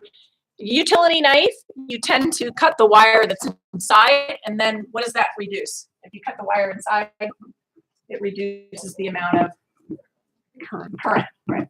Okay. Measure twice, cut once. Everybody knows that by now, right? And make it longer. You can always wrap the wire, but you can't. To make it longer, you'd have to splice and solder again. So I know on our team, we'd have a lot of long wires, and I would make them, nope, don't cut it. I did have a rookie team, that went and cut the motor wires to make it fit perfectly. I could have killed them. You do not cut your motor wires ever. The ones that are standard that come out of the box, right, like this, don't cut those. Because then the next year, the mission has changed, and now you need a longer one, and you've cut it. Now you've got to splice and solder and do all that fun stuff. Instead, wrap it around or, do something with it. If it is that bad in the way, maybe cut it. But last resort, cut your wires. When they're talking about cut here, it's if you're extending or you're splicing because you need a longer length. Mark a 0.5 centimeter from the end of the wire on each side, because then you got to strip it so you can expose the copper inside, right, to make the joint. They say 0.5 centimeter. It's up to you what you do. Use the correct gauge, or you're not going to be allowed to compete. On the wire stripper. So if you have a 20 gauge wire, use the 20 gauge on the stripper, right? Tip removal, the ends of the wire stripper have a little teeth thing. You can grab it, twist it, and pull it off. Don't use scissors like I do at home to get it off, because then you cut the wire, and then it reduces your currents. Yeah. Connectors, we talked about the wire nuts, and here's the heat shrink tape. I like heat shrink tape. You've made a joint, and even you guys are soldering. Do you use heat shrink tape over the top of it? Why would you use heat shrink tape over the top of it? You guys ever seen it? They're little plastic, kind of like a balloon, but a certain length. You would use that to prevent ESD, electrostatic discharge. Anytime you have any bare wires, you could have a buildup and you could have a short. So even if you solder, use heat shrink tape. You can buy it, and all you do is make sure you put it on before you make the connection. Then put it over the exposed part and use a blow dryer, heat it up, and it shrinks just like plastic wrap. You've done that with plastic wrap. It's a lot of fun to do. Use heat shrink tape. Ferrules were really needed back in the high tech. I don't have any ferrules, but perhaps I left this here for FRC. Do you guys have these kind of connections? Anytime you have wires that you can see, there's a few different wires here. And a couple here, you know how you open it up, the wire, and there's more copper wire strands inside, and you've got to try to put that into a little hole, electronic hole. Maybe in the olden days, I know we had to use them. Ferrules go on the end, so instead of having all those loose threads, you put a ferrule on it, nice and neat. You probably tape this or solder it, and then it sticks right into the connection, nice and easy. I know we used to use them in high technic when we had those, and I left it. I didn't know if you guys did that, but for what it's worth. So how can you reduce ESD, electrostatic discharge. This is probably the bane of everybody's existence at FTC. How many drop connections did we have last year? Quite a few, right? Not as many as before. So the first thing you should do is touch the frame of the robot. When you put it on the field, touch the frame, right? Because as you're carrying the robot, you could have developed static as you're walking, especially if you're on carpet. Whenever the competitions are on carpet, it's worse. Minimize the length of cable wires if you can. You're not allowed. Are you guys allowed to ground to the mat? We're not allowed to ground. You cannot ground. The other trick that I did, I don't think it's on here, is we would carry dryer sheets, Bounty, whatever, and I would have, right, the girls wipe the frame of the white robot with Bounce. And it smells really nice too. And in my opinion, I think it helps. Because in the last 2 years, or I'd say probably 3 or 4 years of competing, knock on wood, none of my robots lost connection because of ESD. We lost it because of our phone and improper doing something on that, but not because of discharge. So could be just something to help with me. What? The sweaty robot really helps. Yeah, yeah. Sweaty robot, yes. Yep. Yep. This year, the rule changed so that for regular bikes and their expansion how it has a special. Yeah, I'm going to get to that. Yep. Yeah. All right. The other thing is, you know, on your computers, I'll show them this here, but on your computers, you have that little fat part on the plug like this. That is a ferrite choke. That'll help prevent static, what is it? It reduces the noise coming down the line. So the chokes will help prevent ESD as well. You can get these. I'm holding a couple up. They come open and you can put them, I would probably have one right near your revs, maybe right near your phone as well. Put these around if you're having major issues. But even if you're not, I think, what are these, 10 cents? They're not that expensive. All you do is put it around your wire and crimp it down. That's it. So I wouldn't do it until your final robot, though, your final robot design. Otherwise, you might end up, you know, missing it. I think it's a one-time. It's what? For the electronics versus the electrical components, you don't need them on DC motors, but yeah, going into your controllers and your phones, stuff like that, that's right. Maybe on your servo into the rev, right? Not very expensive, worth it. But again, maybe on right before competition, go through, check your chokes, check your static. Other parts, isolate the control system electronics from the metal frame of the robot. Thingiverse is great for printing out 3D parts that you can put between your rev. In fact, Rev sells a $10 part that you can connect to the rev to help with, not necessarily this, but stress relief, which I'll get to in a minute. But you can maybe put a piece of cardboard underneath the rev. So something in between the rev and any metal. Or don't mount your rev or your servos on metal. Try not to mount direct. Do you guys do that? Try not to put your control stuff directly on metal. You always do? Don't you? Do you have any problems with it? Okay. All right. Good. Non-conductive metal material is what you want to mount it on. Next one. I thought this was interesting. There's metal or bad metals showing here, or this is a servo connection, right? An extender. Look at the metal parts there. Go ahead and do the next picture. Electrical tape. Put some electrical tape. If this is a wire going over a channel, put a piece of electrical tape behind that wire that has some metal sitting there. So feel free to do that for your motor. So you hopefully have a really good wiring person. I would recommend this. So the worst thing to do is to stand at the field for 2.5 minutes because your robot's not moving. That's so boring. This was really big in block party. We had a lot of people with metal arms picking up blocks, and that's what you guys are going to be doing. Or they had scoopers that were made out of aluminum, right? I would cover those in tape to prevent. If you're on those mats and that metal is rubbing on the mat, you're going to build up charge. I would probably recommend covering those in some kind of electrical tape or any tape just to prevent that from happening. What plastic? 1 year, we painted our entire robot with plastic dip. We never had any problems with ESD, so that really helped a lot. But yeah, it was really pretty. It was nice and blue.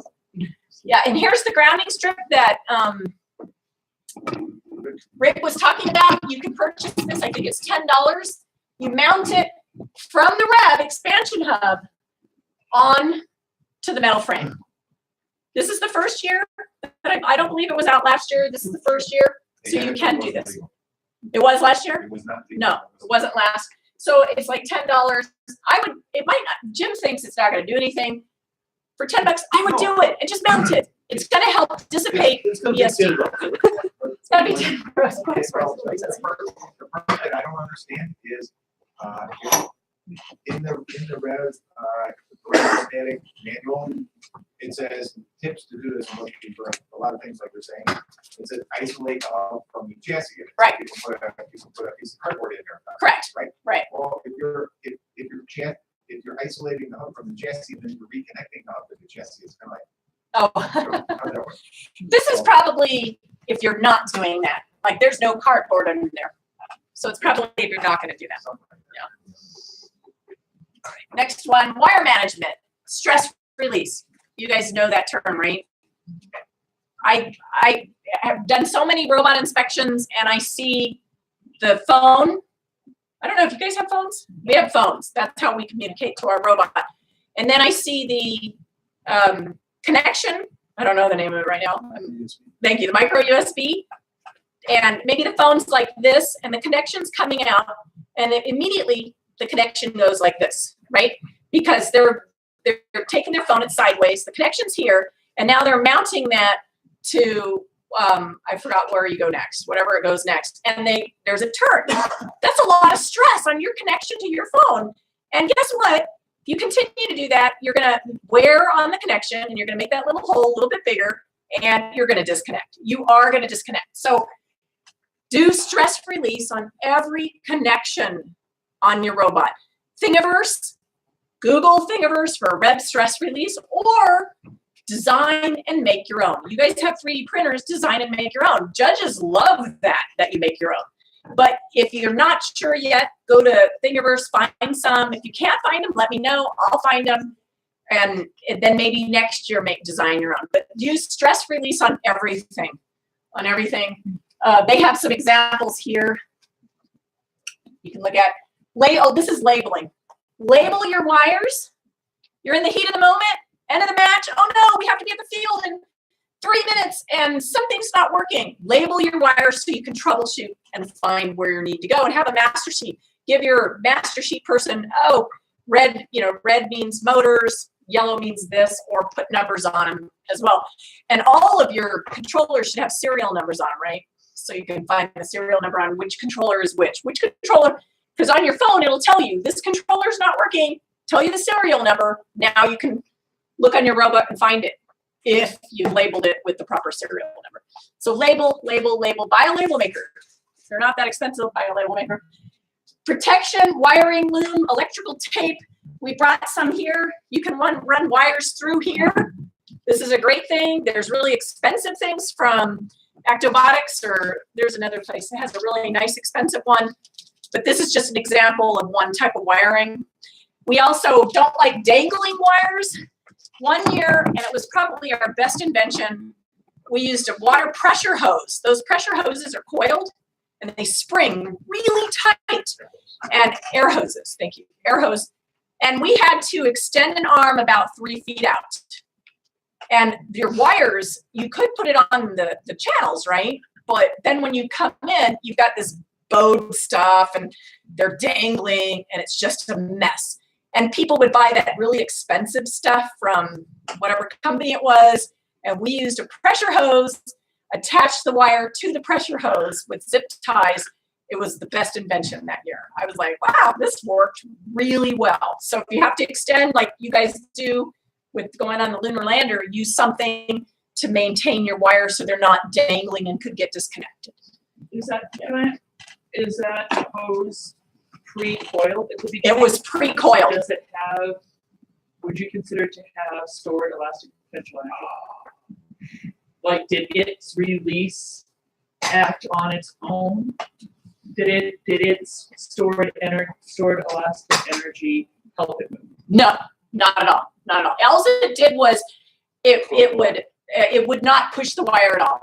Our arm went Did up. it help it bring it back? Not at all. Okay. And our arm coming back was a pulley system to pull it back in. So not at all. Yeah. Just Because you can't use spring stuff. You can't use preloaded elastic potential energy. No, it did not. It did not. And we did have to buy it. And then you had to cut the ends or something too. And I think we bought big sizes, but really the smallest one worked even the best because they were so tight. It just maintained the wire. It was great. I loved it. It was so much, and it was easier than that thing you can buy because those things could get stuck. Those rolled things, I don't know the name of them, but eliminate exposed wires, stray wires at joints, color code, red, white, black's usually power. That's what the colors I was trying to do, but try to use red for power. Negative is black and blue. Those were the other colors that I couldn't think of at the time. But all right, next one. Zip ties, tie down all wiring, but don't tie it too tight. Again, I had a team that would go so tight, you're cutting into the insulation. And then what happens, you could get short or you reduce your current, right? So don't tie your zip ties too tight. Don't do that, kids. Keep it neat. The neater it is, the better it looks to the judges as well, right? Make a wiring diagram. Have a kid create it in CAD or just sketch it and put it in your engineering notebook. And, you know, I think as FRC, create a wiring diagram and mount it on a board to show the judges would probably look really cool as well. So, no. But it would help you guys to find We stuff. have wiring diagrams. Oh, good. Okay. All right. Make adapters if you're constantly, like the phone. How many times is your phone mounted? And then you disconnect from the phone on your robot, right? Every time you're putting in and out on that phone, that connection is getting weaker and weaker. Create an adapter to that phone so the phone stays still and you're just removing an adapter, okay? And the battery as well. So anytime you have to constantly, because a phone might be $100, but an adapter can be $10, right? So make adapters. Plan ahead, incorporate your design. If you're going around channels, make sure if it's a sharp channel, put some electrical tape under it or put something under it, maybe a piece of cardboard or something under that wire that's going around the channel so it doesn't cut the wire. Okay, and keep an eye on it. After you run the robot maybe 6-10 times, go back through your wiring and see if anything's cut or getting used or old and replace it as needed. Oh, and keep an eye on your center of gravity, of course, when you're building. That had nothing to do with wiring, but you have to watch your center. Oh, the battery center of gravity. Keep an eye on your battery center of gravity. Right. Anderson power poles. Jim's going to show you guys how to make those in a minute. But even though you have an Anderson power pole, those are my favorite. You can buy little tabs that you put on top of the Anderson power pole to even keep those better together. I would recommend that on motors. If there's any chance of it pulling, if there's any stress pulling it apart. To FTC, I don't know if you need it, but maybe you guys would need those little clips on top of it. Depends on what you're doing. So, and we're going to show you guys if we're going to show you multimeters, how to check volts, amps, and continuity. I think continuity is really important, and people don't use that in voltmeters. And that's pretty much, I think that's it, right? Oh, and there is a first wiring guide. A lot of this I came from the first wiring guide plus just experience. So that was my source for most of it. So that's it. So that's it. Now we have like 10 minutes, but we have all this equipment. Jim was going to show you making a bunch of Anderson power poles, some stripping as well. I can do that. If you wanted to come up and see anything else. Anybody have questions? Did we answer questions? Hopefully. Hopefully it was worth getting up at 8 o'clock in the morning and some more questions. No, that's good. Oh, good, good. Hopefully now you can help with the wiring instead of just one me. Right. So is it going to wiring? It's a cool box. Okay. Good. I know it's okay.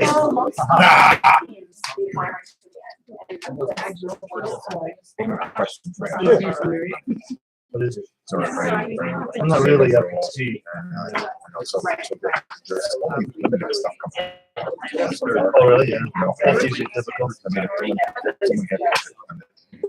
had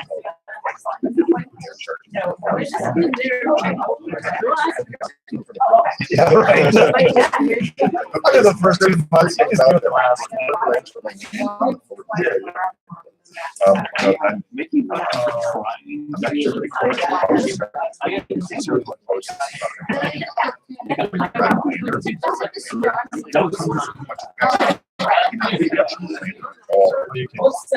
Can't be supported. Yeah, but that is a real serious motivation. That's not happening. That I can see it. There's some definition about try to describe it. It's not very, it's not detailed right now. Yeah, but I think physics of it, the way you end up going, there's no way that you can't. You know, I think something like if you remove this, would it fall? Like if you remove what's leaning on, would it fall? I know, but say you move that down, or the leg, or whatever it is that you're leaning, and you don't fall, you're still supported by the hook, right? Yeah, so you don't have spikes going into the plane. Right. And pretty clear right now, but the questions on the team marker, there's a really great one. No, it says, can I use, What gauge is this? Let's see what gauge that is. I can't. Okay, so you guys can practice here. In fact, this is what we bought it all for. Yeah. It's for you guys to practice. In fact, we'll take it over to the other table. Yeah. Later it says. Okay, so grab some wire, grab some strippers. And remember, first, well, you'd measure, but we're not going to measure. Grab a stripper and grab some wire. Good. So, there you go. Yeah, practice. Just there's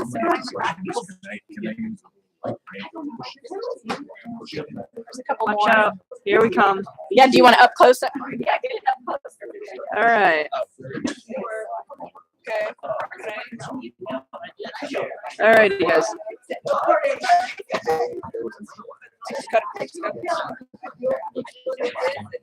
I would just cut a piece and then practice. Or do you want to just do it right away? Yeah, I know. We just all cut a piece. Okay. I'll just go.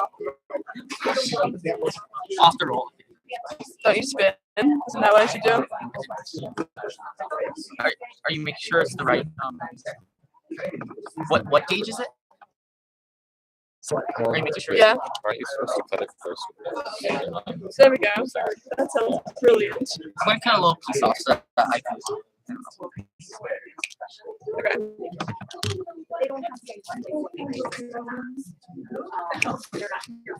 What gauge is that wire? 16. You're gonna go right along there. You're gonna cut it. Does that sound good? Oh, you want to cut it and then rotate it. 'Cause Okay. if you just like squeeze it, it's only going to cut on like one side, and then yeah, there you go. Yep. And then can I just pull off? Just pull off. Yeah. If you got the right gauge, it should. Whoa. Yeah. Now look in your tip there. I know. I just cut a whole bunch of copper right there. You did? Yeah. What Look. the heck? I shouldn't do it because those strippers are supposed to be. Did you get like one down one side? Well, if it's gauge 16, should I use Gauge 16. 16 Yeah. up here? In fact, when you push it together like this, you see that there's still space left. Yeah. That's so you don't. Doesn't that seem a lot smaller? Yeah. That's, 16 seems a lot, but this says 16. oh wait, this is I didn't get ignition too much cover. copper off, did I? No, I did. Let's try it again. Yeah. What the heck? Okay, let's try again. You want to put off the wire shot?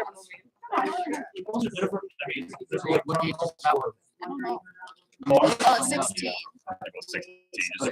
They're about 16 different. It's ground. First, just cut off like a little longer than that. No longer than that. You're supposed to cut off like Isn't that like Maybe 2 cut inches. and that would be great. just cut off. Did anybody use a 16 and not cut wire? I think that's too small. Yeah. Well, Now you can try stripping it. Okay, try for it. okay. Find the hole. That one says 16. So. You grip it and then you twist. That looks like it's too. Seems too And then Very. I'm not sure I'm twisting it. Twist your wrist.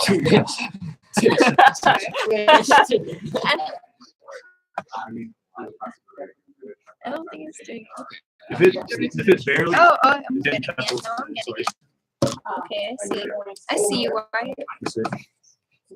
Yeah, it didn't cut through. That was working. Okay. So it's gotta Look be. at that. I'm basically a pro now.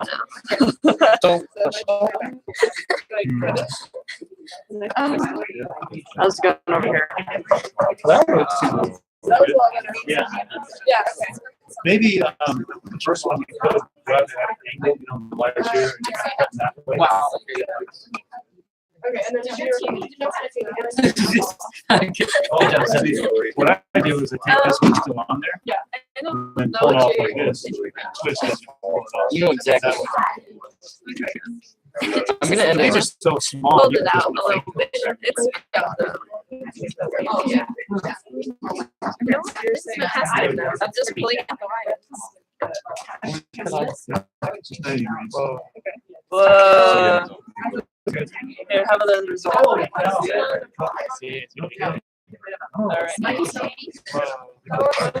right there, Evan? Yeah.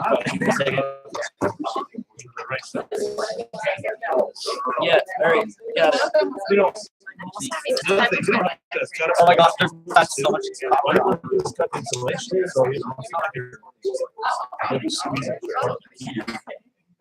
Studying. Why would it do? She did one that were pretty good. And then the others. I almost got all of them. Yeah. Right. It camera focus. Yeah, wow. Dude, so much science.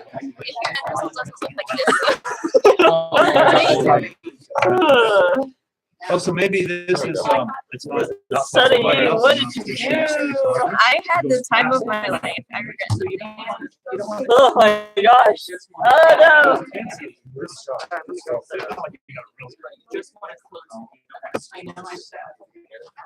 All right. Okay. It goes around the You're right. camera. Yeah, the camera. Thank you.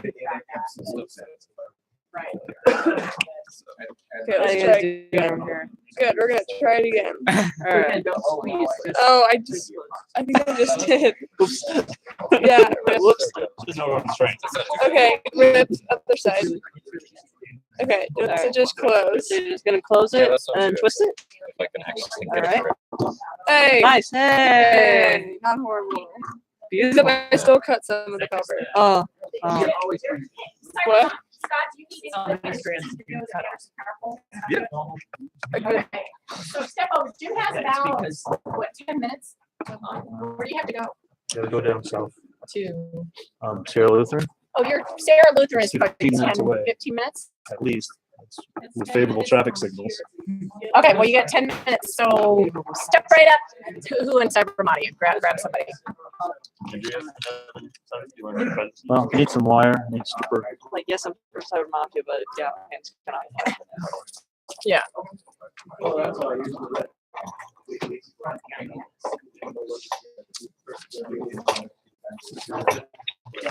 Oh, sorry.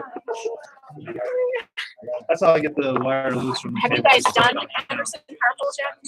I've done it once or twice. Okay. Like both of these. It's on the Achilles tendon, Okay. huh? Or was it?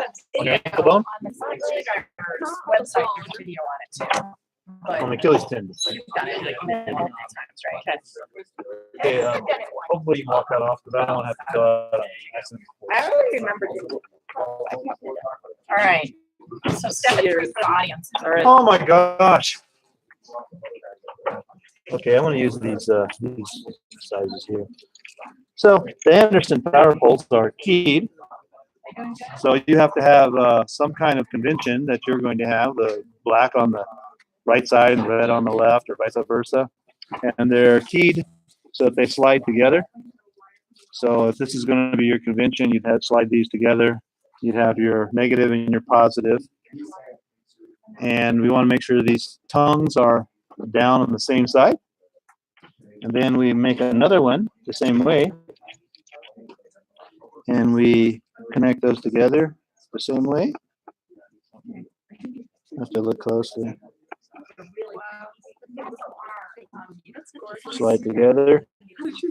Now if we do it the same way, they should connect together like that. So, and if you look carefully, there's a little contact inside. This contact goes on the end of the wire, and it's going to go in so that the curved part is on top of that flat part. And then when you have two together, they're going to connect together like this, and it will make a positive connection. So we're going to strip some wire with one of these strippers that hopefully will work. We get like a 16 gauge here. This is all worn off, so I can't really tell. I'm going to strip that off. Don't want to cut any wire. I do want to cut the installation.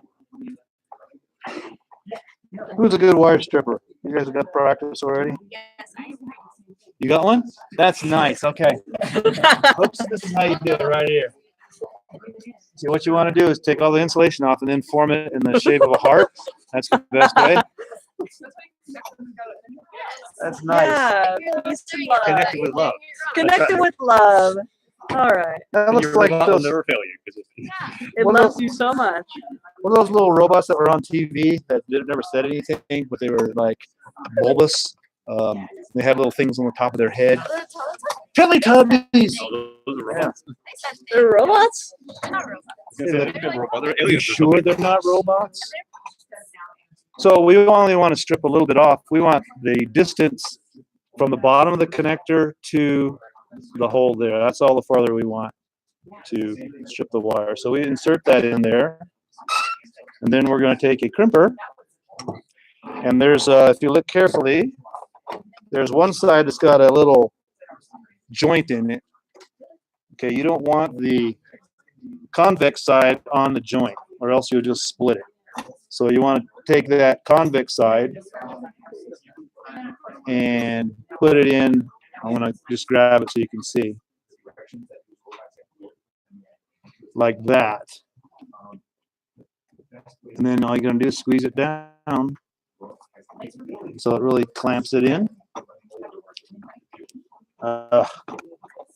And these are kind of cheap ones from Harbor Freight, so it's a little hard to get a good crimper.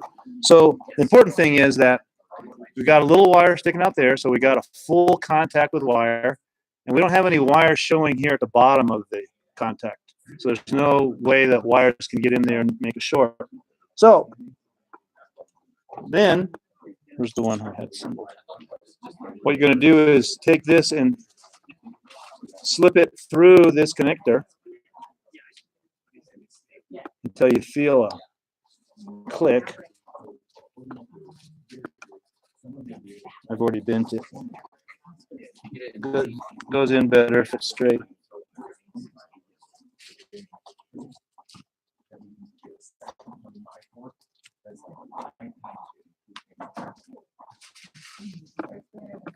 I'm having problems with this one. It's all right, you got this. Yeah, you got it on video too. There, so I put the red on the black side, so that's not a good thing. But it was a little easier to slip it in there just for demonstration purposes. So if you can really be quiet, if I can slide it in. See that click? So what's happened is this has gone over the top of this flat edge here. This curved edge has gone over the top of the flat edge. Now it won't pull out. If you don't get into the click, you pull this, it's going to come right out again. Okay. Or if you didn't crimp it properly, this wire is going to pull out. Not now. Well, there is. I mean, if you go in there, if you can see the little curved part, if you kind of lift it up, you can pull it out. Yeah. It's not easy, but it can be done. What you can't do is once you've crimped this onto wire, that's it. You've used it. And these kits come with 25 sets of the housings and 25 sets of the actual contacts. And these, the size of housings, you can also use them for smaller ones. I believe these are for what gauge? 20 or 16 gauge wire. These are for larger gauge. probably 16 to 14. But you can also use, if you have smaller gauge wire, but you happen to have the larger connectors, if you double the wire and then put it in, it'll still crimp well. So you can use the larger connector if that's all you have, and double the wire in it, and then crimp it. So that's it. The important things are to keep this orientation right, whatever standard you've set up. This is not something that is common throughout the industry. You set up the standard, and if you don't do it the correct way, so we'll say this is our standard, and instead of putting that in this way, I put them in the other side. You'll quickly discover that they won't connect. So I put this in the reverse way. So I'm going to try to connect it, and it's not happening. See, you got these two the wrong way. The lips are on that side, and the black and the red are the other direction. So now they won't connect. So you need to make that standard the same as the standard that you're using. That's it. And these connections, as opposed to the Tamiya connectors, those things, you plug them in and out 100 times, they're going to loosen. And then you've got the vibration issue. These contacts, they're good for 100,000 at least. They're rated for 100,000 connections. They'll last for longer than that. And they make a good solid connection. And what Patty was pointing out was, let me get these connected. These connect really well when you've got the connectors in there. They're kind of loose now, so I don't have the connectors on this side. But there's a little hole here on the top of the housing. And you can get a pin that inserts in these holes right there, and that will positively hold that thing together. It will not pull apart. So that's basically it with the power poles. Anybody want to hack one together?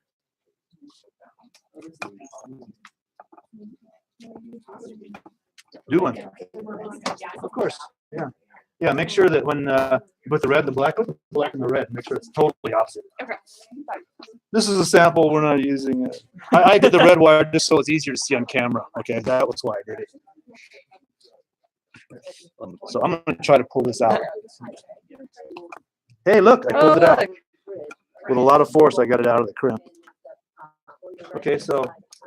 Wait, so now if I try to put one on that side, though, there's already Highlighter for video, heart-shaped wires. So a little Because we love screwdriver, a robots, narrow right? screwdriver to lift that lip up, and then push it at the same time. Are you really concerned about fixing this? You have this question, you want to do it, huh? You think no, that's going to happen? I'll just do the other side. Oh, okay. I mean, I'll just do red to red if that's. That's the way to do it. That's Okay. really smart. Let's try. All right, let's see. So is it these ones? Is this a 16 gauge you said? Yeah. Yeah, those will work there. I would take over, but I don't know how to do it. But yeah, no, you have to go. Yeah. Okay. Do you know how to? She's going to do one. You could take over for Jim. I know after watching Jim do it right now. Okay, just cut that off. Okay.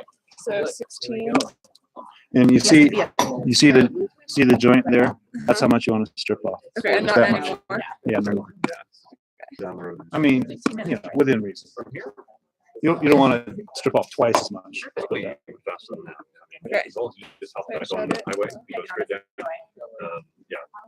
Yeah, 15 minutes getting in and out of the car.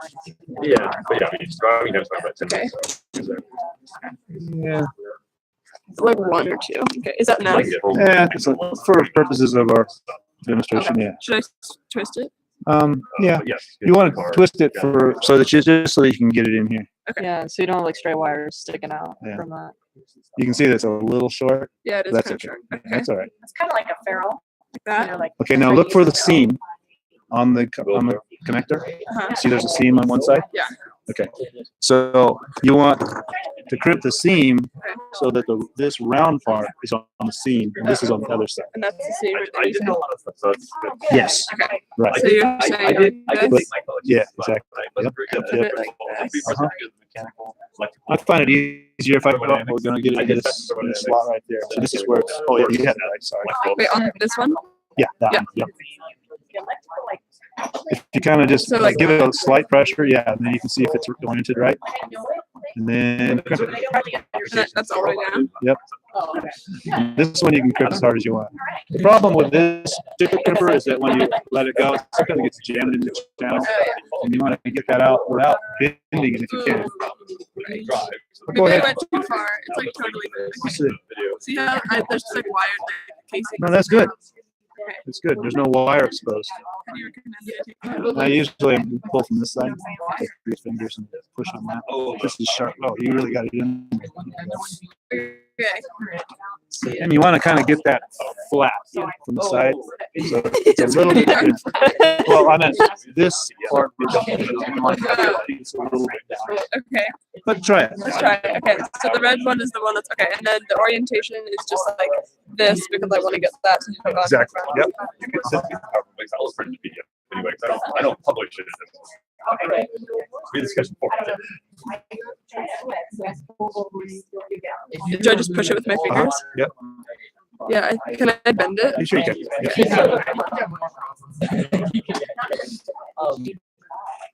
Because if you bend it too much, it won't go through. So Yeah. It's. I don't know if it's bent too much. Now, Let's see. if I held on. It looks good to me. Yeah. Yeah, it's pretty flat. Or I take your. If you look in there, you can see it sitting on that. Yeah. And I mean, that's good there because, you know, if you go in like that, you see how it's kind of not parallel to the other one. Uh-huh. So if you get it in there parallel, you should be able to just push it in. You know, that's the theory. So if you can see it like that. Can you see that? I don't know if you could even see it. No, there's no way. Oh yeah, you can kind of see it. Okay, so just kind of push it in, and you want it to slide over that other piece of metal. That's it. If is there a little screwdriver? Sometimes if you get a little assistance by holding that other metal part down, then that little curve will go over the top. Oh no. It's crimped on, it's not coming off.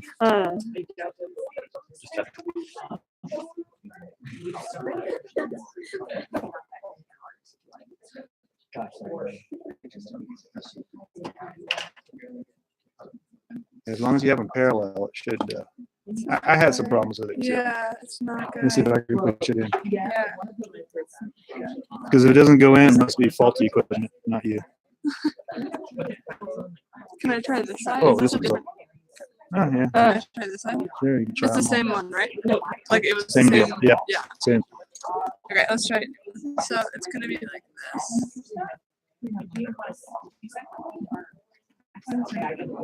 Didn't realize this was gonna be that hard. Yeah, this is the tricky part. Hard part of the thing is just push it. I really. Let's see. Yeah. What's Might be going the on here? piece. Might be Maybe it's too the piece that I flat. crimped to the wire. No, that's not holding it up. It's this other piece here.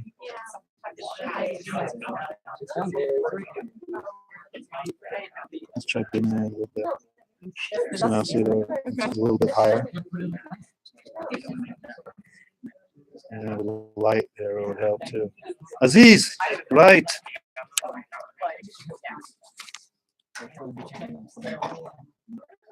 That's too much. That's where the more expensive crimper comes in handy, because it crimps and doesn't bend it. Okay, now it started, so go ahead and push it in. Do you need a chair, Mom? Did you feel it click? No, it needs better ways. Come on, strength. Ah. It's like a weird kind of strength of the fingers. Yeah. Not slipping in that wire there. So one trick I've used Yeah. is, oh, did it go? No. Oh. One trick I've used is a little small screwdriver, and you push it on the metal part. Yeah, yeah. but I don't see a small screwdriver. Screwdrivers are in the box labeled screwdrivers. The second one. Oh shoot! That works too. No, I didn't push it all the way. I pushed it in further. I didn't get it all the way. So you get the satisfaction of finishing.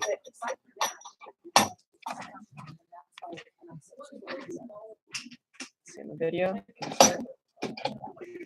Not too small. Not too small. Actually, if you want to push it in now, Oh, really? I think it might go. Yeah, baby screwdrivers. Oh, it's so close.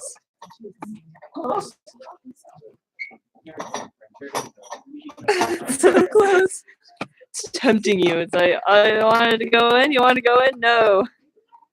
You can like see it. It's so close. Oh, I heard Oh, it. Yes. yay!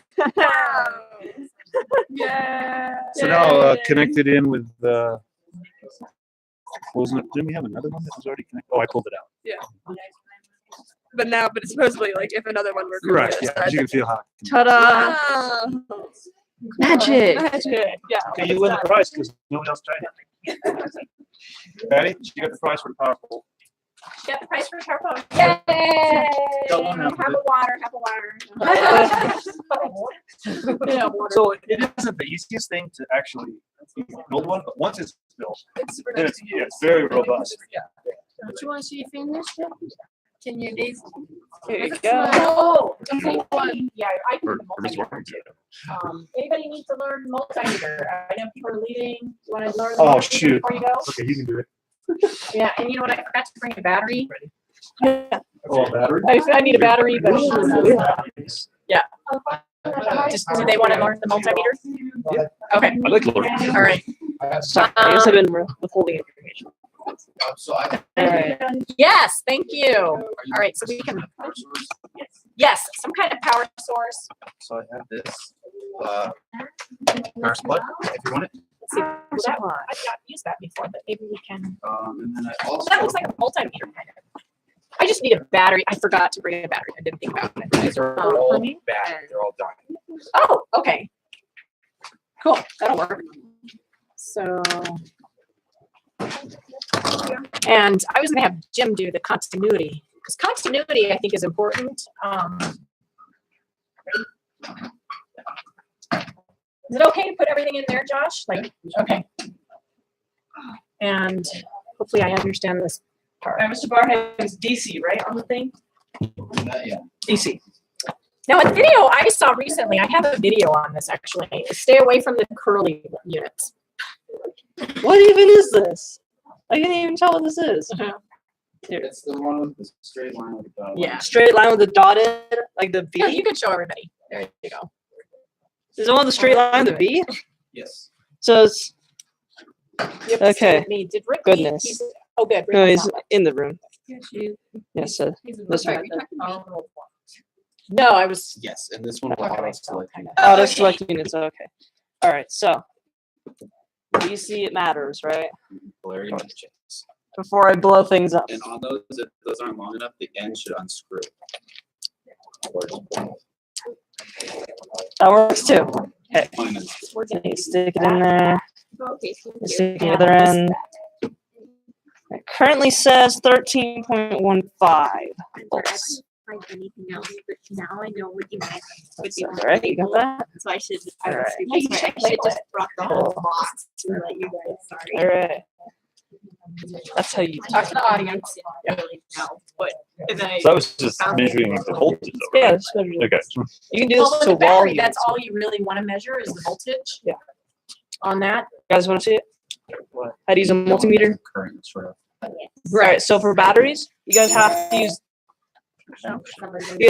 DC, and the polarity matters. So you have to go black and black, red and red, or else bad things happen. Yeah.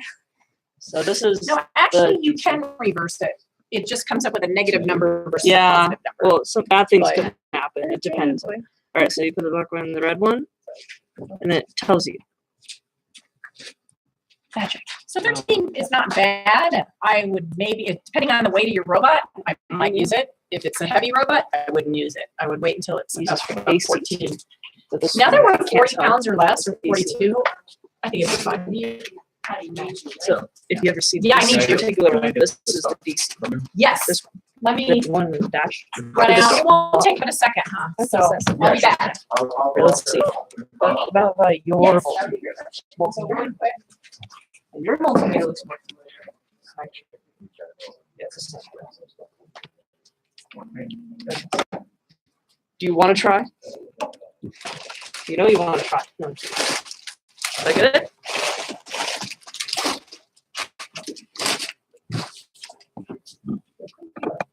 They were, but still when we could.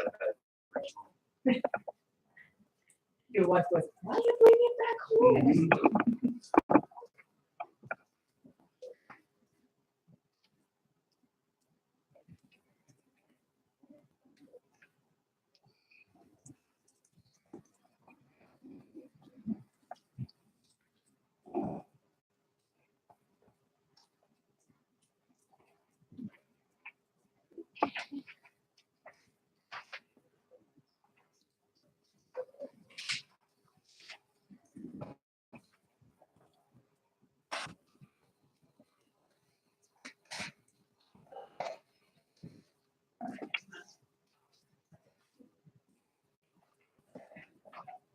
You're breaking the law. You're breaking the law.